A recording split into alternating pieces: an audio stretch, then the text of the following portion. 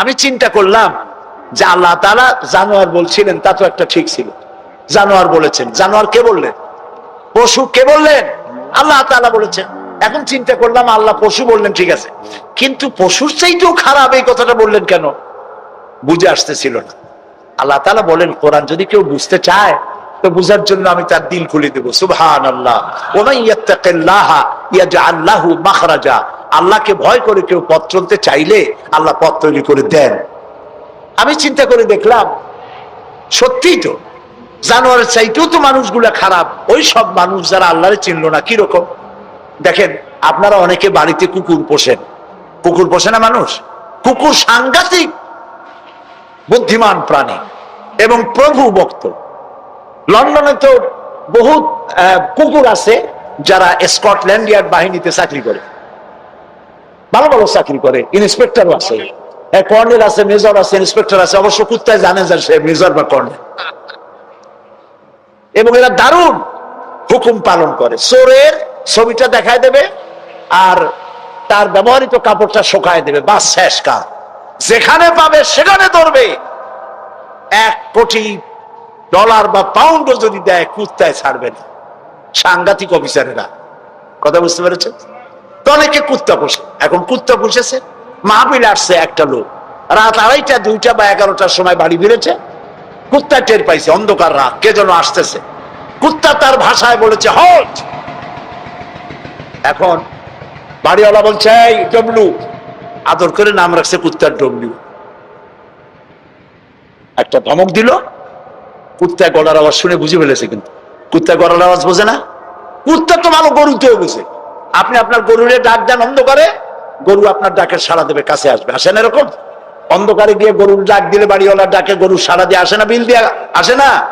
কুত্তায় থেমে গেল, বুঝতে পারলো এ তো আমার মালিক, আমি তো ভুল করছি। যখন মালিক কাছে আসলো, কুত্তায় লেজ লড়াইয়া গাছ সাথে মিশে মিশে লেজ লড়াইতে লাগলো। তার ভাষায় সে বলতে লাগলো, আই এম এক্সট্রিমলি সরি।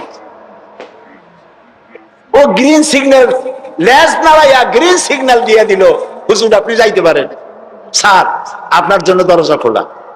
কিন্তু এইখানে যদি চোর হইতো আর ডাকাইত হইতো আর যত বলতো ডবলু থাম, তাহলে সে কি থামতো? গর্দানে কামড়াইতো, না হয় ঠ্যাঙ্গে কামড়াইয়া ঠ্যাং ঠং ভেঙে দিত, ঠিক কিনা?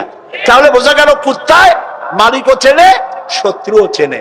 আল্লাহ কয় উলাইকা কাল আনাম, এগুলো জানোয়ারের চাইতে খারাপ, বালহুম আদাল, এই জন্য খারাপ। কুত্তায় তো মালিক চিনলো, দুশ্মনও চিনলো, বন্ধুও চিনলো। এই মানুষগুলি আল্লাহকে চিনলো না, প্রভুকে মালিককে চিনলো না, তাকে অস্বীকার করলো। কুত্তার চাইতে নিকৃষ্ট। প্রিয় ভাই সব, মানুষের এই 3 প্রকারের দিল, সুস্থ দিল, অসুস্থ দিল, আরেকটি হলো কি দিল? মৃত্যু দিল। সকল প্রকার দিলের একটা চিকিৎসা আল্লাহ কোরআনে করে দিয়েছে। সুবহানাল্লাহ। আল্লাহ রাব্বুল আলামিন বলেন, সব হৃদয় জনিত, কলব জনিত রোগের চিকিৎসা হলো আলা বিযিকিরিল্লাহি তাতমাইন্নুল কুলুব। একমাত্র আমার স্মরণ, আমার জিকির, আমার স্মরণ মানুষের অন্তরাত্মাকে ঠান্ডা করে দিতে পারে, কলিজা ঠান্ডা করে দিতে পারে। আমার স্মরণে, আমার জিকিরে, আমার পথ অনুসরণে। প্রিয় ভাই সব, হযরত লোকমান তিনি বলছেন, আল্লাহ তাআলা বলছেন, আমি তাকে কি দিয়েছিলাম? জ্ঞান দান করেছিলাম। সেই জ্ঞানের ভিত্তিতে জ্ঞান দিয়েছিলাম এই জন্য যেন তিনি আমার শুকর আদায় করে। হযরত লোকমান আল্লাহর দেওয়া জ্ঞান দিয়ে শুকর আদায় করলেন এইভাবে যে তিনি আল্লাহর গুণগান, আল্লাহর তাওহীদের প্রচার শুরু করে দিলেন। সুবহানাল্লাহ। আল্লাহ তাআলা বলছেন, ওমা ইয়াশকুর, যে ব্যক্তি কৃতজ্ঞতা স্বীকার করে তা তার নিজের জন্য, আর যে করে না সে তার নিজের ক্ষতিই করে। এই যে আমরা মাগরিবের নামাজ পড়লাম, এই নামাজ পড়ছি কার জন্য? বলেন সবাই। উপকার হবে কার? উপকার হবে আমার। এই যে মাঝে মধ্যে আপনারা আলহামদুলিল্লাহ বলেন, সুবহানাল্লাহ বলেন, এতে উপকার কি আল্লাহ না আমার? বলেন সবাই। তামাম পৃথিবীর এটা এই জন্য যে আল্লাহ তাআলা বিরাটত্ব, খুব লক্ষ্য করুন, আল্লাহ তাআলা বিরাটত্ব, মহানত্ব, শ্রেষ্ঠত্ব এবং মর্যাদার যে স্তরে আল্লাহ তাআলা আছেন, আমরা শুকর করে, প্রশংসা করে, সেজদা করে সেই স্তর থেকে 1 ডিগ্রি উপরে উঠাইতে পারবো না। এবং যেখানে তার মর্যাদা আছে, সারা পৃথিবীর সব মানুষ যদি আল্লাহকে অস্বীকার করে, ওই স্তর থেকে 1 ডিগ্রি নিচে নামানো যাবে না, অসম্ভব। এই জন্য কৃতজ্ঞতা যে প্রকাশ করে সে আল্লাহর জন্যই করে। আমরা যদি আল্লাহর জিকির আজগার না করি, আল্লাহর ক্ষমতা শেষ নাকি? বলেন। আল্লাহ রাব্বুল আলামিন বলেন, ইউসাব্বিহু লিল্লাহি মা ফিস সামাওয়াতি ওয়া মা ফিল আরদ। আকাশে যা কিছু আছে, জমিনে যা কিছু আছে, এর মাঝখানে যা কিছু আছে, সব আমার জিকির করছে, আমার তাসবিহ পড়ছে। আপনারা বসন্তকালে গাছের ডালে শোনেন কোকিল পাখি কুহু কুহু করে ডাকতেছে। আল্লাহ রাব্বুল আলামিন বলেন, ওয়ালাকিন লা তাফকাহুনা তাসবিহাহুম। তোমরা ওদের তাসবিহ বোঝো না, তোমরা শোনো কুহু কুহু, আসলে সে ডাকে আল্লাহু আল্লাহু। বউ কথা কম আছেন একটা পাখি, মমনসাইতে নাই, আছে? ছোটবেলা থেকে শুনতেছি বউ কথা কও, বউ কথা কও। ওর বউ এত অভিমান করলো কেন? কথা মোটে কয়ই না। আসলে বউ কথা কও আমরা শুনি, আর আল্লাহ বলছেন ওয়ালাকিন লা তাফকাহুনা তাসবিহাহুম, ওরা আমার জিকির করছে, তোমরা বুঝো না। মানুষ বুঝবে কেন? মানুষ তো আন্দাজে যা শোনে, শব্দের সাথে আপনি যা মিলাবেন তাই কিন্তু হয় ভাই। যেমন ট্রেন ছাড়ছে, ট্রেন যখন ছাড়লো তো প্রাথমিক আওয়াজ শোনা যায় যাচ্ছি যাব, যাচ্ছি যাব। যখন জোরে চলে তখন শোনা যায় যাচ্ছি যাব, যাচ্ছি যাব, এরকম শোনা যায়, ঠিক না? শব্দের সাথে এরকম যা মিলাবেন তাই হবে। মৃত্যু দিল কি? মৃত্যু দিল সম্পর্কে আল্লাহ বলছেন, ওয়ালাকাদ যারানা লিজাহান্নামা কাসীরাম মিনাল জিন্নি ওয়াল ইনস লাহুম কুলুবুন লা ইয়াফকাহুনা বিহা। মানুষ আর জিনদের মধ্যে আল্লাহ তাআলা বলেন, আমি এক শ্রেণীর রেডিমেড জাহান্নামী তৈরি হয়েই আছে মানুষ এবং জিনের মধ্যে। ওরা কারা? লক্ষ্য করুন, মৃত্যু দিল কাদের? লাহুম কুলুবুন লা ইয়াফকাহুনা বিহা, যাদেরকে আমি হৃৎপিণ্ড দিয়েছি, বিবেক দিয়েছি, সব বোঝে, আমারে বোঝে না। আছেন এরকম কিছু বুদ্ধিজীবী? বলেন আছে না? কবি আছেন এমন কিছু, সাহিত্যিক আছেন এমন কিছু। নারীর সৌন্দর্য, নারীর রূপের সৌন্দর্যের ব্যাপারে কবিতা লিখতে লিখতে কলমের কালি শেষ হয়ে যায়, কিন্তু এই সৌন্দর্য কে দিলেন তারে চিনতেই পারলো না। ফুলের ব্যাপারে গান লেখে, কবিতা লেখে, ফুলের রং, ফুলের গন্ধ। প্রজাপতি, প্রজাপতি কে এত সুন্দর করে, কোন শিল্পী তোমার ডানায় এত সুন্দর রং দিল, তার গান তৈরি করে, কিন্তু প্রজাপতির রং কে দিল আরে খুঁজে পায় না। তারপরে বলে কি? বলে যে সব বুঝেছি, শান্তিনিকেতন গিয়া পড়ে শুনিয়া, সাহিত্যের উপরে ডক্টরেট ডিগ্রি নিয়া কয় সব বুঝেছি। বলে বাবা কি বুঝেছো? কয় দেয়ার ইজ নো গড। সারা জীবন বসে বুঝলো যে প্রভু বলতে কেউ নাই, আল্লাহ বলতে কেউ নাই। বলে নাউযুবিল্লাহ। লাহুম কুলুবুন লা ইয়াফকাহুনা বিহা, সব বোঝে কিন্তু আল্লাহরে চেনে না। নিজের শরীরটা দেখে, আল্লাহরে খুঁজে পায় না। আরে তুমি তো তোমার শরীরটা দিয়েই আল্লাহরে চিনতে পারো, সুবহানাল্লাহ বলে। শরীরটা দিয়ে আল্লাহরে চেনা যায়। এই যে দুটো চোখ, এই চোখ দিয়ে সব সময় আমরা নেগেটিভ দেখি, সব সময় প্রতিটি চিত্র, প্রতিটি মুহূর্তে নেগেটিভকে পজিটিভ করে দেখায় কে? কে দেখায়? সুবহানাল্লাহ। এত সুন্দর দুটি চোখ আল্লাহ দিলেন, চোখের মধ্যে আল্লাহ আবার পানি দিয়ে দিলেন। পানি মানে কান্নার পানি না, এমনি চোখে পানি আছে। আপনি চোখে পলক মারেন, পলক মারেন না? কথা না বললে বুঝি কি? এই যে পলক মারেন, এটা কি ইচ্ছে করে মারেন না অটোমেটিক হয়? অটোমেটিক হয়। ইচ্ছে করে মারলে ভটর ভটর করতো। আপনি নিজের অজান্তেই চোখগুলি পলক মারে কেন? আল্লাহ রাব্বুল আলামিন মানুষের কল্যাণের জন্য এমন অটোমেটিক ব্যবস্থা করে তিনি রেখে দিয়েছেন। শহরে, বন্দরে, গ্রামে, নগরে, গঞ্জে বাতাসের ভিতরে পলিউশন আছে, রোগের জার্ম আছে, বাতাসের ভিতরে উড়ে বেড়ায়, অনবরত চোখের ভিতরে প্রবেশ করে চোখ নষ্ট করে দিতে পারে। এই জন্য রব্বুল আলামিন চোখের ভিতরে পানি ধরনের এক রকম মেডিসিন রেখে দিয়েছেন। প্রতি মুহূর্তে চোখ পলক মেরে মেরে চোখকে আল্লাহ তাআলা ক্লিন করে দিতেছেন। শরীরের ভিতরে একটা শরীর যে আল্লাহকে চেনার জন্য যথেষ্ট। এই শরীরে আল্লাহ অসংখ্য রগ রেশা দিয়েছেন। মাথা থেকে শুরু করে পা পর্যন্ত যতগুলি নার্ভ আছে সবগুলি নার্ভ ছিঁড়ে ছিঁড়ে যদি জোড়া লাগানো যায় পুরা পৃথিবী একবার ঘুরে আসা যাবে। সুবহানাল্লাহ করতে ইচ্ছা করে না? আর যদি পাশাপাশি সাজায় রাখেন 3 একর জমিন লাগবে একটা মানুষের রগ সাজায় রাখতে। এই রগগুলি দিয়ে আপনি আমি যা খাই এটাকে বলা হয় কার্বোহাইড্রেট। চাউল চাউল জাতীয় খাদ্য, আটা আটা জাতীয় খাদ্য, চিনি চিনি জাতীয় খাদ্য, আর ডাল ডাল জাতীয় খাদ্য। এই 4 প্রকারের খাদ্য হলো কার্বোহাইড্রেট। এগুলি মানুষে খাইলে পরে শরীরের ভিতরে এর থেকে রক্ত হয়, এর থেকে পেশাব পায়খানা হয়ে বর্জ্য বেরিয়ে যায়। আর যেটা রক্ত হয় সেই রক্তটাকে গোটা শরীরে প্রবাহিত করে শরীরটাকে আল্লাহ উষ্ণ রাখেন। সেজন্য এত রগ রেশা দিয়েছেন। এখন এই রক্তগুলিকে মাথা থেকে শুরু করে পা পর্যন্ত পৌঁছে দেওয়ার জন্য আল্লাহ একটা জেনারেটর রেখে দিয়েছেন বুকের মধ্যে। কন্ত বুদ্ধি করে জেনারেটর নামটা কি? মাশাআল্লাহ বুঝে ফেলেছেন। জেনারেটরের নাম হার্ট। সেটা অনবরত সিস্টোলিক এন্ড ডায়াস্টোলিক এভাবে করে সম্প্রসারণ সংকোচন এরকম করতেছে।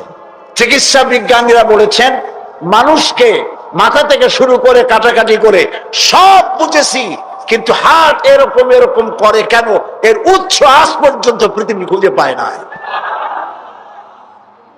এটি এভাবে করে করে রক্ত ছড়িয়ে দিচ্ছে। এখন দেখেন আল্লাহর খোঁজার ব্যবস্থা।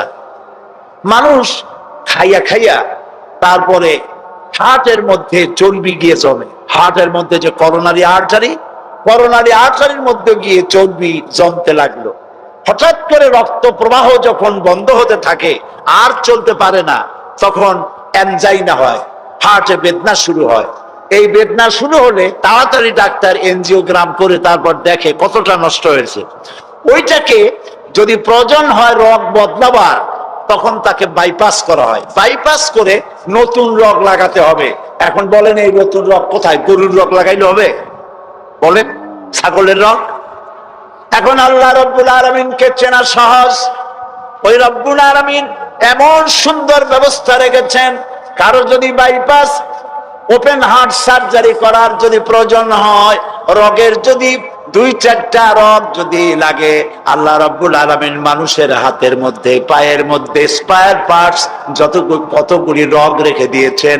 ডাক্তারেরা পা থেকে হাত থেকে সেই রগগুলি নিয়ে হার্টের ভিতরে ওই রগ লাগিয়ে দিয়ে নতুন ভাবে আবার রক্ত সঞ্চালনের ব্যবস্থা করে দেয়। যালিকুমুল্লাহু রাব্বুকুম, এই হচ্ছে তোমাদের রব। সুবহানাল্লাহ বলেন। ইনি আল্লাহ যিনি এই ব্যবস্থা করেছেন। কিডনি লাগে একটা মানুষের জন্য কয়টা? না না, 2টা লাগে না, কিডনি লাগে একটা। কিন্তু আল্লাহ তাআলা দিবেন কয়টা? 2টা। একটা যদি অকেজ হয়ে যায় তো আরেকটা দিয়ে যেন কাজ হয়। লক্ষ্য করুন, আপনার মেমোরি, আপনার মগজ, আপনার ব্রেন, যে ব্রেনটা, যে মগজটা মাথার মধ্যে আছে, এই মগজের মধ্যে রয়েছে অসংখ্য সেল, কোষ, CELL, অসংখ্য কোষ। মেমোরি কোষ, বুদ্ধির কোষ, শোকের কোষ, সুখের কোষ, অনুভূতির কোষ। মানে আপনার জন্য, এরপরে ডাটা ইনফরমেশন রক্ষা করার জন্য কোষ। অনেকগুলি সেল আছে। মেমোরি সেল যেটা আছে মগজের মধ্যে, সারা পৃথিবীর সকল ডাটা, সকল ইনফরমেশন, সকল তথ্য যদি আপনার মেমোরিতে আপনি ঢুকান, এই মেমোরি সেলে এত জায়গা, পৃথিবীর সব ডাটা ঢুকাবার পরেও 100 ভাগের 1 ভাগ জায়গা ভরবে না। দেখুন অবস্থা। আপনি বসে আছেন চেয়ারে, অফিসে কাজ করছেন, হঠাৎ করে অনুভব করলেন কে যেন জামা গেঞ্জি ফুটো করে আপনার পিঠের মধ্যে নিডেল ঢুকাই দিয়েছে। কে দিল? কে দিল? ও, তাও তো বুঝে ফেলেছে, মশা। জামা কাপড় সুদ্ধা, নিডেল ঢুকাই দিছে। আপনি কিন্তু টের পাইছেন না? টের পান নাই? টের পেয়েছেন কিনা? এই টের পাওয়ার জন্য আল্লাহ রাব্বুল আলামিন চামড়ার মধ্যে অসংখ্য কোটি কোটি লোমকূপ সৃষ্টি করেছেন। লোমকূপ দিয়ে ঢুকলো, আপনি টের পেয়ে গেছেন। টের পাওয়ার সাথে সাথে এই খবরটা চলে গেছে বুদ্ধির কাছে। বুদ্ধির একটা সেল আছে না ব্রেনে, আপনার ওই যে মগজের মধ্যে, ওইখানে চলে গেছে খবর যে পিঠের মধ্যে একজন ইনজেকশন করতে গেছে। বুদ্ধির সেল সাথে সাথে হাতের উপরে ফ্যাক্স পাঠায় দিয়ে ফ্যাক্স ঠাট করে মেরে দিয়েছে পিঠের উপরে, মশার গোষ্ঠী সাফ হয়ে গেছে। সময় লাগে নাই 1 সেকেন্ডও, সাথে সাথে অ্যাকশন, ডাইরেক্ট অ্যাকশন। সুবহানাল্লাহ। কপালে যদি থাকে আল্লাহরে চিনতে কষ্ট হয় না, আর কপালে না থাকলে শান্তি নিকেতন থেকে পিএইচডি ডিগ্রি করে কাফের হয়ে যায়, মুরতাদ হয়ে যায়, কপাল পুড়ে যায়। এই জন্য অল্পের মধ্যে বুঝতে সহজ, যদি ঈমান থাকে কিসমতে। প্রিয় ভাই সব, আল্লাহ রাব্বুল আলামিন বলছেন লাহুম কুলুবুন লা ইয়াফকাহুনা বিহা, তাদেরকে হৃদয় দিয়েছি, তাদেরকে বিবেক দিয়েছি, সব বুঝলো, আমারে বুঝলো না। তাদের আমি কান দিছি, সব শুনলো, কিন্তু আমার কথা হকের দাওয়াত শুনলো না। চোখ দিলাম, সব দেখলো, কিন্তু সবকিছু দেখে আমারে খুঁজে পাইলো না। এদের অবস্থাটা কি? আল্লাহ রাব্বুল আলামিন বলেন উলাইকা কাল্লানাম, এরা চতুষ্পদ জানোয়ারের মতো। আল্লাহ বলেন না, তাতেও হয় না, বালহুম আদাল, এরা জানোয়ারের চাইতেও নিকৃষ্ট। বলেন নাউজুবিল্লাহ। জানোয়ারের চাইতেও নিকৃষ্ট। এই মাত্র এর কথা এমন ভাবে পেশ করেছেন যা গোটা পৃথিবীর মানুষ যদি হেদায়েত পেতে চায়, ছোট্ট সূরাটি তার জন্য যথেষ্ট। পড়েন আমার সাথে, কুল হুয়াল্লাহু আহাদ। পড়েন সবাই, কুল হুয়াল্লাহু আহাদ আল্লাহুস সামাদ লাম ইয়ালিদ ওয়া লাম ইউলাদ ওয়া লাম ইয়াকুল লাহু কুফুয়ান আহাদ। আল্লাহ পাক বলেন, হে নবী আপনি বলুন, আল্লাহ এক এবং একক, তার কোনো অংশীদার নাই, তিনি বেনিয়াজ, তিনি কাউকে জন্ম দেন নাই, তাকেও কেউ জন্ম দেয়নি। আকাশ আর জমিনে আল্লাহর সমকক্ষ কেউ নাই, কেউ নাই। তিনি এক এবং একক। তার একত্ববাদের দাওয়াত দেওয়ার জন্য অসংখ্য পয়গম্বর আল্লাহ পাক এই দুনিয়া পাঠিয়েছেন, আর সমস্ত পয়গম্বর দাওয়াত দিয়েছেন কি? লা ইলাহা ইল্লাল্লাহু মুহাম্মাদুর রাসূলুল্লাহ। সবাই দাওয়াত দিয়েছেন লা ইলাহা ইল্লাল্লাহ, লা ইলাহা।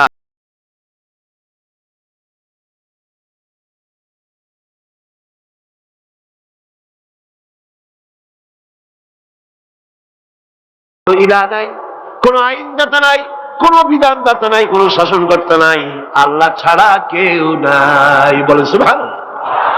আল্লাহ এক এবং একক, তিনি সব সৃষ্টি করেছেন। আল্লাহ পাক বলছেন আল্লাহুল্লাযী খালাকাস সামাওয়াতি ওয়াল আরদা ওয়া আনজালা মিনাস সামাই মাআন ফাআখরাজা বিহি মিনাস সামারাতি রিজকান লাকুম। আল্লাহ হচ্ছেন তিনি যিনি আকাশ সৃষ্টি করেছেন, জমিন সৃষ্টি করেছেন, আর আকাশ থেকে পানি বর্ষণ করে তোমাদের খাদ্য উৎপাদন করে দিয়েছেন। এ পানি হচ্ছে মানুষের জন্য জীবন। পানির এক নাম কি? জোরে বলেন, পানির এক নাম কি? জীবন। এই পানি এক নাম জীবন। কিন্তু কর্ণফুলীর পানি যদি চট্টগ্রামে 10 ফুট উঁচা হয়ে আসে, পানির নাম হবে কি? নাম হবে মরণ। এই পানিকে কন্ট্রোল করেন আল্লাহ রাব্বুল আলামিন। আল্লাহ যদি ইচ্ছে করেন বেশি করে পানি দিয়া পুরা এলাকা ডুবাই দিতে পারেন, আবার ইচ্ছে করলে পানির ভিতরে মানুষ বাঁচাই দিতে পারেন, আগুনের মধ্যে মানুষ বাঁচাইতে পারেন। সমস্ত ক্ষমতা হচ্ছে, কর্তৃত্ব কেবলমাত্র আল্লাহ পাকের। কর্তৃত্ব কার? কর্তৃত্ব কার? আল্লাহ পাকের কর্তৃত্ব। হযরত নূহ আলাইহিস সালামের জামানায় 40 দিনের বন্যা। এই বন্যার পরে জাহাজ যখন নেমে গেল, তখন তিনি মনে মনে ভাবলেন, আমি তো জোড়ায় জোড়ায় করে সমস্ত প্রাণীগুলি আর মানুষগুলি, কিছু কিছু মানুষ যারা ঈমান এনেছিল তাদের জাহাজে উঠাইছে, কিন্তু একটি বুড়ি আমার উপর ঈমান এনেছিল আর আমি তার ওয়াদা করেছিলাম সাথে করে নিয়ে যাব, আমি তো তার কথা ভুলে গিয়েছি। অনুশোচনা এলো। জাহাজ থেকে নেমে চতুর্দিকে লক্ষ্য করলেন, মানুষ নাই, জনপদ নাই, সব শেষ হয়ে গেছে। পাহাড় পর্বত কাত হয়ে পড়েছে, বিল্ডিং গুলি শেষ হয়ে গিয়েছে, কোন জনপদে কোনো প্রাণী নাই, প্রাণী বলতে কিছুই নাই। হঠাৎ দূরে দেখলেন একটা কুড়ে ঘরের মতো দেখা যায়। ভাবলেন, এত বড় বন্যার ভিতরে কুড়ে ঘর কেমনে থাকলো? আস্তে করে হেঁটে গেলেন কুড়ে ঘরের কাছে। ভেতরে মানুষ আছে বলে মনে হলো। বাইরের থেকে প্রশ্ন করলেন, ভিতরে কে? জবাব এলো, আমি এই ঘরের মালিক, আমি এক বুড়ি বিধবা এক মহিলা। এখন নেমে গেল। তখন তিনি মনে মনে ভাবলেন, আমি তো জোড়ায় জোড়ায় করে সমস্ত প্রাণীগুলি আর মানুষগুলি, কিছু কিছু মানুষ যারা ঈমান এনেছিল তাদের জাহাজে উঠাইছে, কিন্তু একটি বুড়ি আমার উপর ঈমান এনেছিল আর আমি তার ওয়াদা করেছিলাম সাথে করে নিয়ে যাব, আমি তো তার কথা ভুলে গিয়েছি। অনুশোচনা এলো।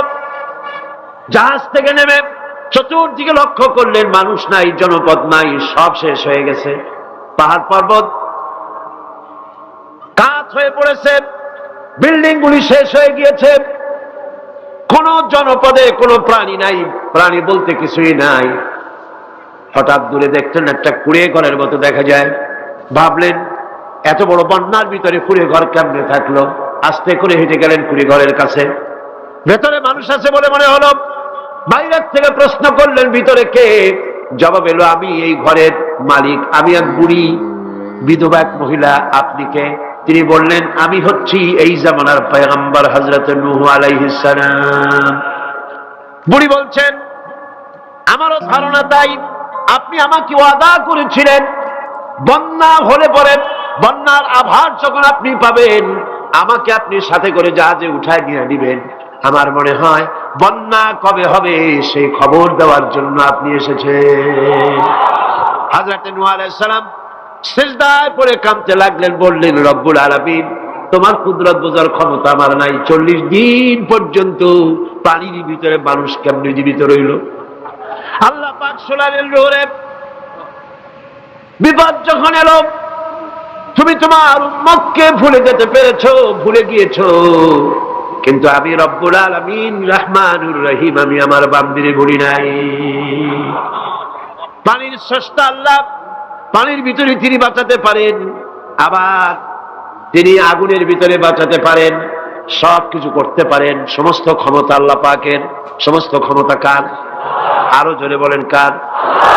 আল্লাহ পাক বলেন, এভাবে করে আমি আকাশ সৃষ্টি করেছি, জমিন সৃষ্টি করেছি, বৃষ্টি দিয়েছি আর চন্দ্র সূর্য তৈরি করেছি, তারপরে আমি তোমাদেরকে নিয়ামত দিয়ে ভরে দিয়েছি।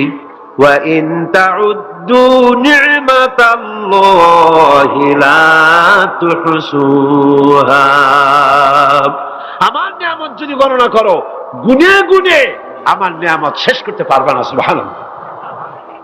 হাদা খালকুল্লাহি ফাআরুনি মাযা খালাকাল্লাযীনা মিন দুনি।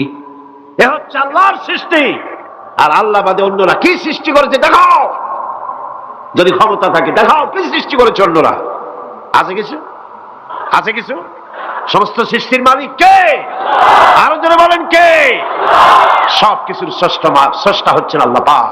ওই আকাশের মালিক কে? চিল্লায় বলেন জোরে সোরে, আকাশের মালিক কে? বাতাসের মালিক কে? চন্দ্র সূর্যের মালিক কে? পৃথিবীর মালিক কে? গোটা সৃষ্টি জগতের মালিক কে? সবকিছুর মালিক যিনি, তিনি বলছেন এগুলি সব আমি সৃষ্টি করেছি। ফারুনি মাযা খালাকাল্লাযীনা মিন দুনি। আমি ছাড়া অন্যরা কে কি তৈরি করেছে দেখাও। আল্লাহ রাব্বুল আলামিন এভাবে করে মানুষের জন্য সবকিছু সৃষ্টি করেছেন। তার খাবারের ব্যবস্থা করেছেন, পড়ার ব্যবস্থা করেছেন, গাছপালা তৈরি করেছেন, পানি তৈরি করেছেন, সব ব্যবস্থা করে দিয়েছেন। এমনকি শীতকালে পিঠা খাবেন, রসের ব্যবস্থাও করে দিয়েছেন। চট্টগ্রামের রস আছে না? কি গাছের রস? খেজুর গাছের রস। এই খেজুর গাছের গোড়া খুঁজতে খুঁজতে 5 মাইল নিচেও যদি চলে যান, খেজুর গাছের মাথায় যেমন রস পাওয়া যায়, খেজুর গাছের 5 মাইল নিচে কি ওরকম এক ফোঁটা পানি পাওয়া যাবে? খেজুর গাছের ভিতরেও কি তেমন পাওয়া যাবে? ঠিক জায়গা মতো কাটলে যেমন রস পাওয়া যাবে, অন্য জায়গায় পাওয়া যাবে না। আবার খেজুর গাছের পাশে একটা নিম গাছ আছে, কিয়ামত পর্যন্ত নিম গাছ গিয়া শোষেন। মিষ্টি লাগবে? কি লাগবে?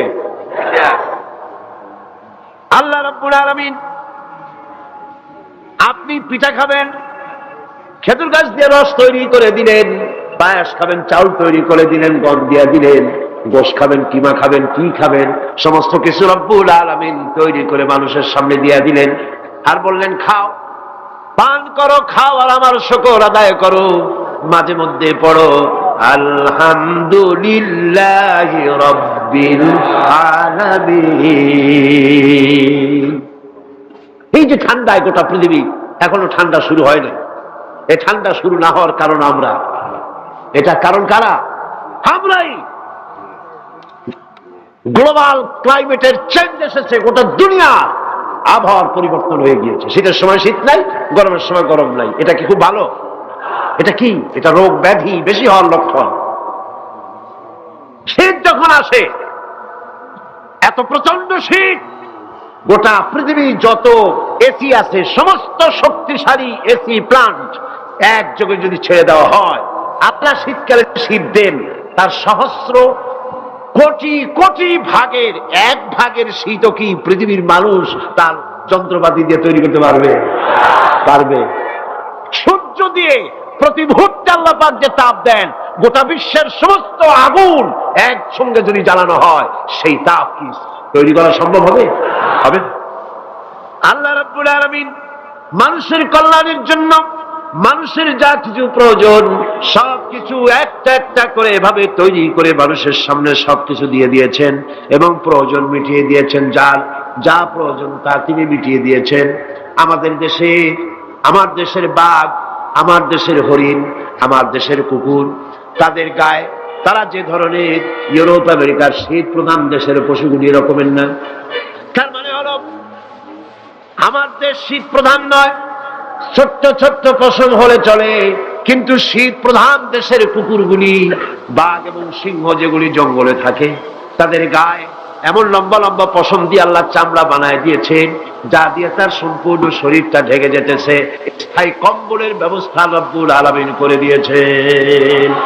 কে দিয়েছেন? আল্লাহ পাক দিয়েছেন। এবং সেই চামড়া দিয়ে, সে চামড়া যেন আপনি ব্যবহার করতে পারেন, সেজন্য আল্লাহ পাক আপনার জন্য সুন্দর করে সেই চামড়া দিয়ে কাপড় চোপড় তৈরি করার, জামা ব্যবহার করার সব ব্যবস্থা আল্লাহ করে দিয়েছে। কম্বল তৈরি করার ব্যবস্থা করে দিয়েছে। আল্লাহ পাক যা খুশি তাই করতে পারেন। কোরআন বলতেছে ফাআলুন লিমা ইউরিদ, যা খুশি তাই তিনি করেন। লা ইউসআলু আম্মা ইয়াফআলু ওয়া হুম ইউসআলুন, তিনি যা করেন সেজন্য কারো কাছে তাকে কৈফিয়ত দিতে হয় না, বরং গোটা বিশ্ব আল্লাহর কাছে কৈফিয়ত দিতে বাধ্য। সমস্ত বিশ্ব কৈফিয়ত দিতে কার কাছে বাধ্য? আল্লাহ পাকের কাছে কৈফিয়ত দিতে বাধ্য। প্রচন্ড শক্তির মালিক। মানুষেরা বোঝে না, ক্ষমতা যখন আসে তখন চতুর্দিকে দেখে ক্ষমতার ক্ষমতা, কি যে করবে দিশা করতে পারে না। সারা জীবন ক্ষমতায় টিকে থাকার জন্য সর্বাত্মক প্রচেষ্টা চালায়, দেখ যখন পাইছি আর ছাড়বো না, ঠিক কিনা? এই চেষ্টা চালায়। কিন্তু আল্লাহ পাকের মূল ক্ষমতা তো আল্লাহর হাতে। আল্লাহ পাক ক্ষমতা দিয়ে বলেন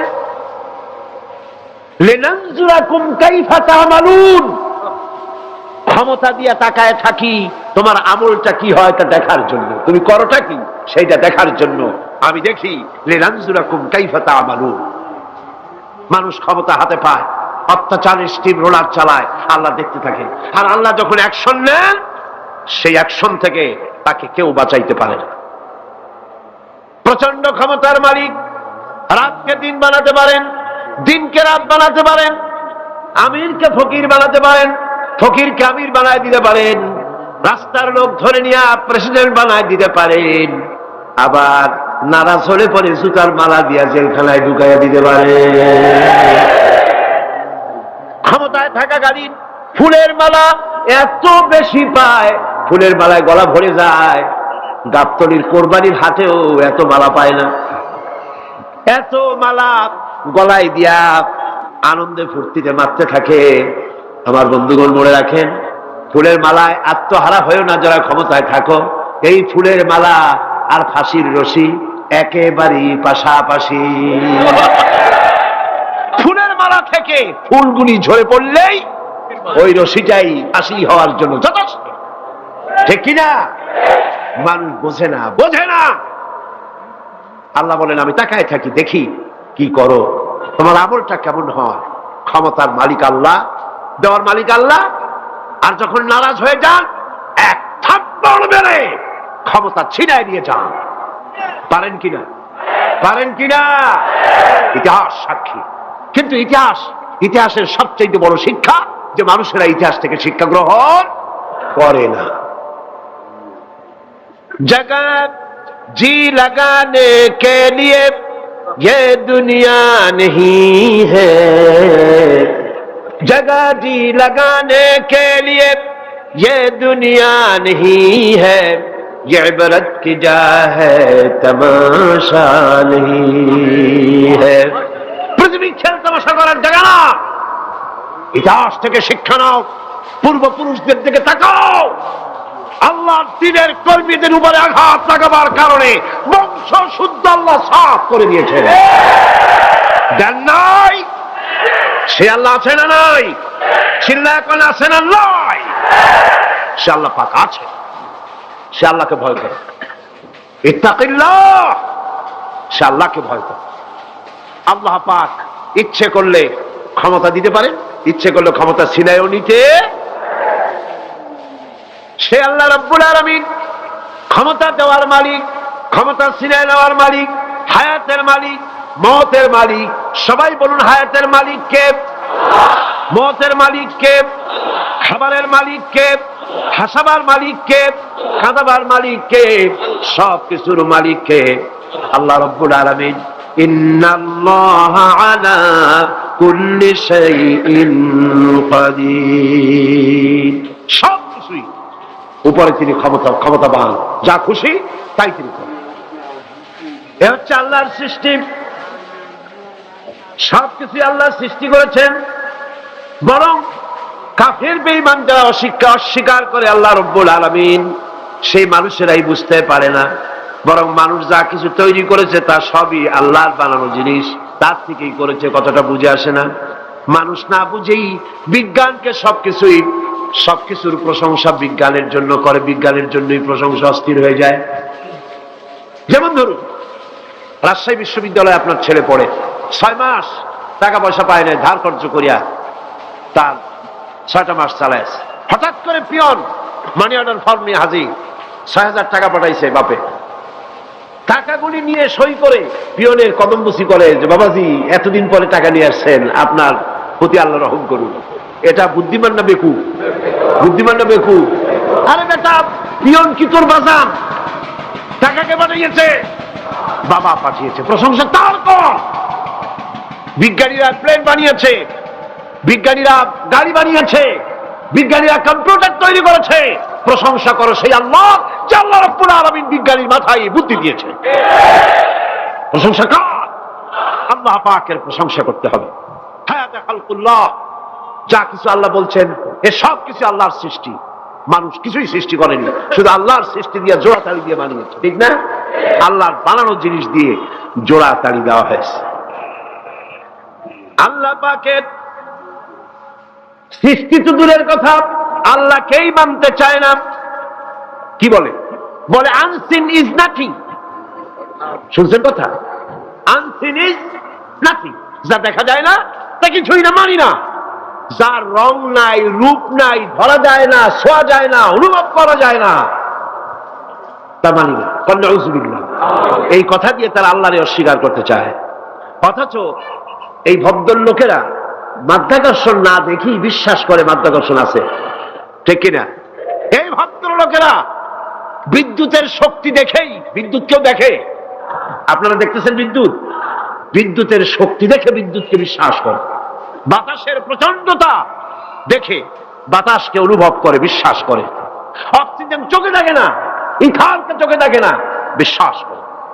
কিন্তু এমনই নাস্তিক, এমনই কপাল পোড়া যে আল্লাহরে দেখা যায় না তাই বিশ্বাস করা যাবে না। এক নাস্তিকের সাথে হযরত ইমাম আবু হানিফা রাহমাতুল্লাহ আলাইহির এক বিতর্ক অনুষ্ঠান হলো। সেই বিতর্ক অনুষ্ঠানে ইমাম আবু হানিফা রাহমাতুল্লাহ আলাইহি পৌঁছতে বেশ দেরি করলেন। নাস্তিক তখন উপস্থিত জনতাকে বলছে, দেখো তোমাদের ইমাম, তোমাদের ইসলামী চিন্তাবিদ যুক্তিতে দুর্বল, সেই জন্য আসতেছে না। বেশ কিছুক্ষণ দেরি করে তিনি উপস্থিত হলেন। নাস্তিক বলল, আগে আপনি বলেন, আপনি ওয়াদা ভঙ্গ করলেন কেন, সময় মতো আসতে পারলেন না কেন? তিনি জবাবে বললেন, দেখো আমি অনেক দূর থেকে এসেছি, এসে দেখি সামনে নদী, এখন পার হবো কেমনে? কোন নৌকার ব্যবস্থা নাই। হঠাৎ দেখলাম কি এক আশ্চর্য কথা, একটা চারা গজায় উঠলো, ফট করে বিরাট গাছ হয়ে গেল। কই থেকে একটা কুড়াল আসলো, গাছটারে কাজে ভালাই গেল। তারপরে এলো করাত, বানাইলো তক্তা, এরপরে আসলো লোহা, পড়লো হাতুড়ি, হয়ে গেল নৌকা। বাহ কি মজা! এরপর নৌকা নামলো নদীতে, আমি উঠে বসলাম, এই পাড়ি দিয়ে আসলাম, তাই যা একটু দেরি হলো। নাস্তিক কয় যে কি সর্বনাশ, এই লোকের সাথে আমি তর্ক করবে, মাথা স্ক্রু শটটা দিলাম। আরে আন্দাজ একটা গাছ হয়ে গেল ফট করিয়া, তারপরে কুড়াল আসলো, তক্তা হইল, বিনা মিস্ত্রিতে নৌকা হইল, এটা কেমন সম্ভব? ইমাম সাহেব বলেন, আমার বিতর্ক শেষ। বিনা মিস্ত্রিতে যদি, তোমার যুক্তি মতে বিনা মিস্ত্রিতে যদি একটা নৌকা না হতে পারে, এই বিশ্ব তৈরি হলো কি করে বিনা মিস্ত্রিতে? ওই বিশাল আকাশ হলো কিভাবে? এই বিরাট চন্দ্র সূর্য হলো কিভাবে? কি করে তোমার ওই বডি তৈরি হলো? নাস্তিক চেয়ার থেকে নেমে ইমামের কাদমের উপরে পড়ে গেল, বলে আল্লাহু আকবার, আমি অন্যায় করেছি, আল্লাহ আমাকে মাফ করে দাও।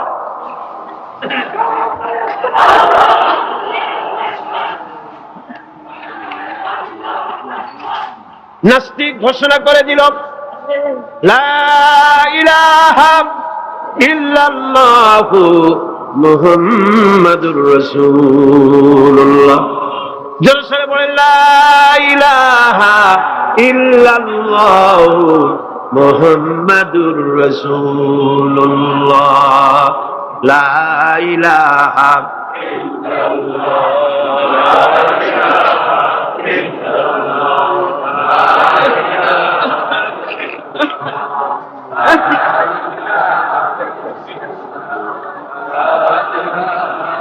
খালকুল্লাহ, এ হলো আল্লাহর সৃষ্টি। কার সৃষ্টি বলেন সবাই খুশি হয়ে? কার সৃষ্টি?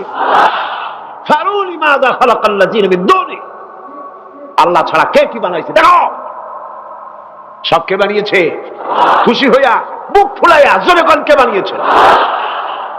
ওই আল্লাহ রাব্বুল আলামিন বলেন, দুনিয়ার সব দিক থেকে চোখ ফিরাইয়া এবার নিজের দিকে তাকাও। ওয়াফি আনফুসিকুম ওয়াফি আনফুসিকুম আফালা তুবসিরুন, এমনকি তোমাদের নিজেদের মধ্যেও আমার নিদর্শন আছে। তারা কি তা অনুধাবন করে না? তোমার মধ্যেও আমার নিদর্শন আছে। কার মধ্যে? আমাদের মধ্যে। কোন কার মধ্যে? আমাদের মধ্যে আল্লাহর নিদর্শন আছে। মানুষ যদি তার নিজের দেহের প্রতি লক্ষ্য করে, তাহলে সে মহান আল্লাহ পাকের অসংখ্য কুদরত দেখতে পাবে। জোরে লাগো। যেমন একটি শিশু যখন জন্ম হয়, তখন তার হাড়ের পরিমাণ হয় 305টি। 305টি। পরে এগুলি একটা দুটো মিশে গিয়ে পরিমাণ দাঁড়ায় 206টি। আর 560টি পেশি দিয়ে এই হাড়গুলিকে বেঁধে রাখা হয়, এবং মোট গিরার পরিমাণ দাঁড়ায় 100 গিরা। আপনি কি জানেন আপনার আঙ্গুলের মাথা থেকে বাহু পর্যন্ত কয়টা গিরা আছে? গণবেন কখন? কিলাকিলি করেই তো কুল পান না। দেখেন না গিরা কতগুলা, আঙ্গুলের এই আঙ্গুলের মধ্যেই কতগুলা গিরা, এখানে গিরা, সেখানে গিরা, এখানে গিরা, এখানে গিরা, এখানে গিরা, বাহুতে গিরা। গিরা যদি একটাও না হতো, হাতটা হাত হইতো না। হাত কি হইতো? লাঠি। লাঠি হইতো। ভাত খাওয়া যাইতো না। ভাত খাইতে গেলে মাখানো লাগে কিনা? মাখানো লাগে না? মাখাইবেন কি দিয়ে? হাতগুলা, আঙ্গুলে গিরা নাই, সব কাঁটা চামচ। আর কেনুতে গিরা নাই, হাত ক্লোজ হবে না, নিজের মুখে আসবে না।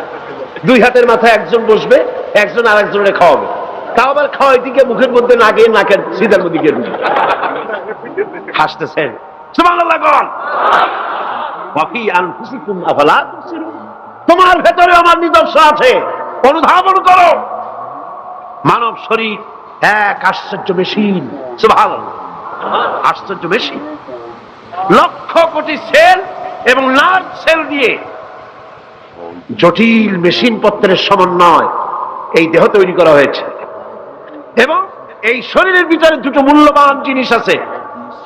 তার একটি হচ্ছে কন্ট্রোল রুম, যাকে বলা হয় ব্রেইন, যেটা কি ব্রেইন। আরেকটি হচ্ছে জেনারেটর, সেই জেনারেটরটা কি হার্ট, আপনার হৃৎপিণ্ড। ওয়াফি আনফুসিকুম আফালা তুবসিরুন, লক্ষ্য করো না কেমনে? তোমার শরীরের দিকে তাকাও না। Brain, control room. হার্টের কাজ হচ্ছে রক্তগুলিকে সার্কুলার করা, রক্তগুলিকে পৌঁছে দেওয়া সর্বত্র। যা খাচ্ছেন সমস্ত খাদ্যগুলিকে, রক্ত তৈরি হচ্ছে, হার্টের কাজ হলো এটাকে এইভাবে করে করে পৌঁছে দেওয়া। আর এই রক্তগুলি যদি না পৌঁছায়, শরীরের যে অংশে রক্ত পৌঁছাবে না সে অংশ কি হবে? প্যারালাইজড হবে, অবশ হবে। মাশাআল্লাহ, আপনারা সব ডাক্তার বুঝতে পারতেছেন, কথা বুঝে ফেলতেছেন, আলহামদুলিল্লাহ। রক্ত পৌঁছাবে না, প্যারালাইজড হয়ে যাবে। এই জন্য আল্লাহ কি করেছেন? পায়ের বুড়ো আঙ্গুল থেকে শুরু করে মস্তিষ্কের মাথা পর্যন্ত অসংখ্য নার্ভ, শিরা উপশিরা দিয়ে ভরে দিয়েছেন। কত শিরা, কত উপশিরা! চিকিৎসা বিজ্ঞানীরা বলেছেন, মানুষের দেহের ভিতরে যত শিরা এবং উপশিরা আছে সবগুলি যদি বের করে একটার সাথে আর একটা গিরা দেওয়া হয়, তাহলে তা এত লম্বা হবে যা দিয়া গোটা পৃথিবী 3 বার ঘোরা যাবে। এই শিরা উপশিরা গুলি যদি ছিঁড়ে ছিঁড়ে শরীর থেকে বের করে করে পাশাপাশি যদি সাজানো হয়, তাহলে 3 একর জমিন লাগবে সাজায়া রাখতে। এত শিরা উপশিরা দিয়ে এই পৃথিবী, এই শরীরটাকে আল্লাহ পাক সাজিয়ে দিয়েছেন, গুছিয়ে দিয়েছেন। অসংখ্য শিরা উপশিরা। হার্টের কাজ হলো রক্ত আসতেছে পাঞ্চ করে করে, এভাবে করে করে রক্ত পৌঁছায় দিচ্ছে হার্ট থেকে, তার মাথা থেকে শুরু করে পা পর্যন্ত। হার্ট প্রতি মিনিটে 10 পাউন্ড রক্ত সঞ্চালন করছে। ব্যায়ামের সময় এর পরিমাণ গিয়ে দাঁড়ায় 30 পাউন্ড। এবং এক সময় যদি আপনি আহত হন, অনেকগুলি রক্ত যদি বেরিয়ে যায়, অন্তত 2.5 পাউন্ডের মতো রক্ত আপনার শরীরের মধ্যে সব সময় রিজার্ভ থাকে। কে রাখে? কে রাখে? কে রাখে? এবার আপনার হার্ট যদি দুর্বল হয়, হার্ট অ্যাটাক হয় না? চিটাগাঙ্গে নাও হইতে পারে, নাকি হয়? হার্ট যদি অ্যাটাক হয়, হার্ট অ্যাটাক হয় কেন? হার্টের যেই জিনিস ভেতর দিয়ে রক্তগুলি প্রবাহিত হয়, আর্টারি, এই আর্টারিগুলি যদি অতিরিক্ত চর্বির কারণে, অনেকে তো খায় জম্মের খাওয়া, ডাইনি বাই তাকায় না, সুবহানাল্লাহ, 4 আঙ্গুল কপাল বাদ দেওয়ার সব পেট, খাওয়ার সময় বিসমিল্লাহ কয় না, শেষও আলহামদুলিল্লাহ কয় না, খায় আর কয় যা মজা হইছে,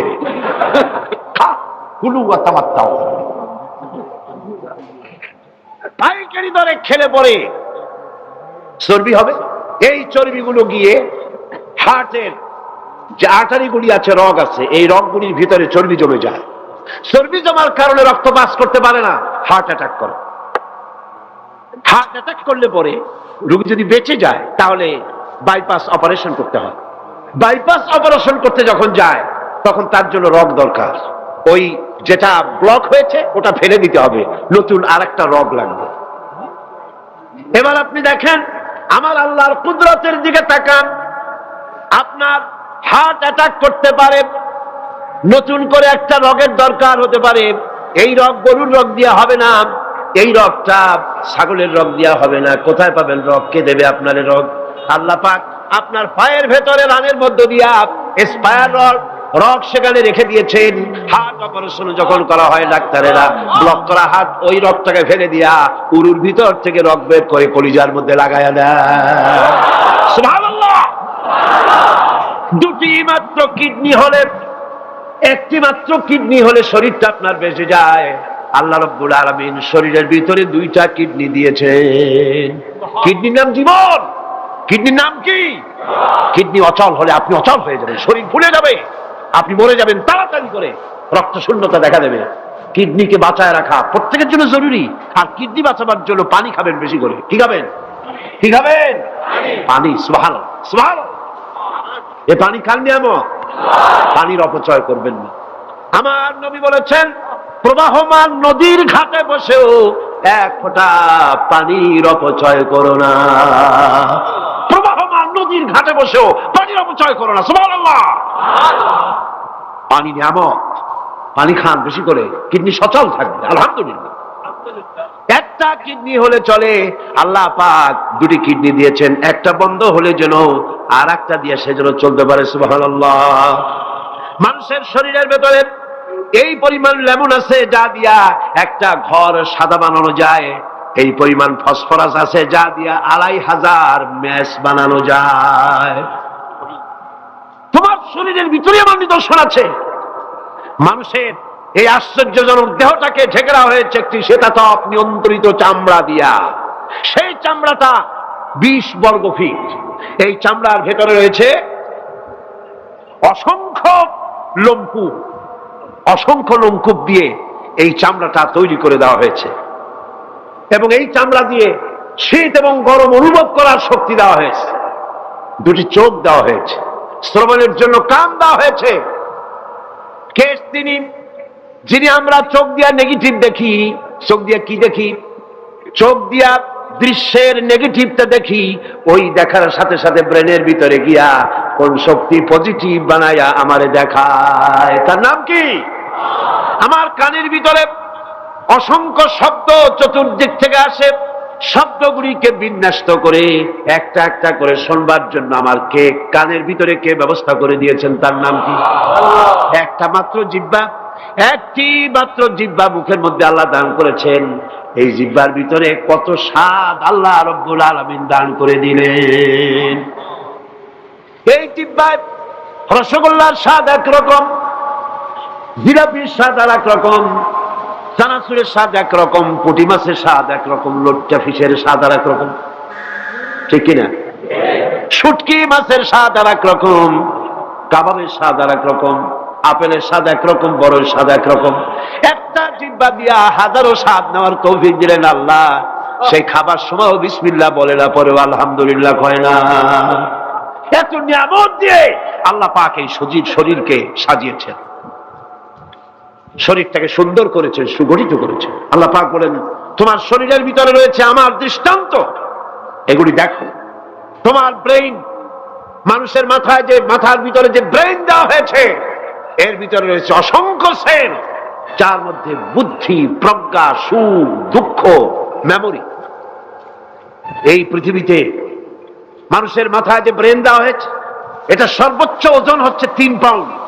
3 পাউন্ড ওজনের এই বস্তুটিকে রাখা হয় মাথার খুঁড়ির মধ্যে, মাথার মাঝখানে।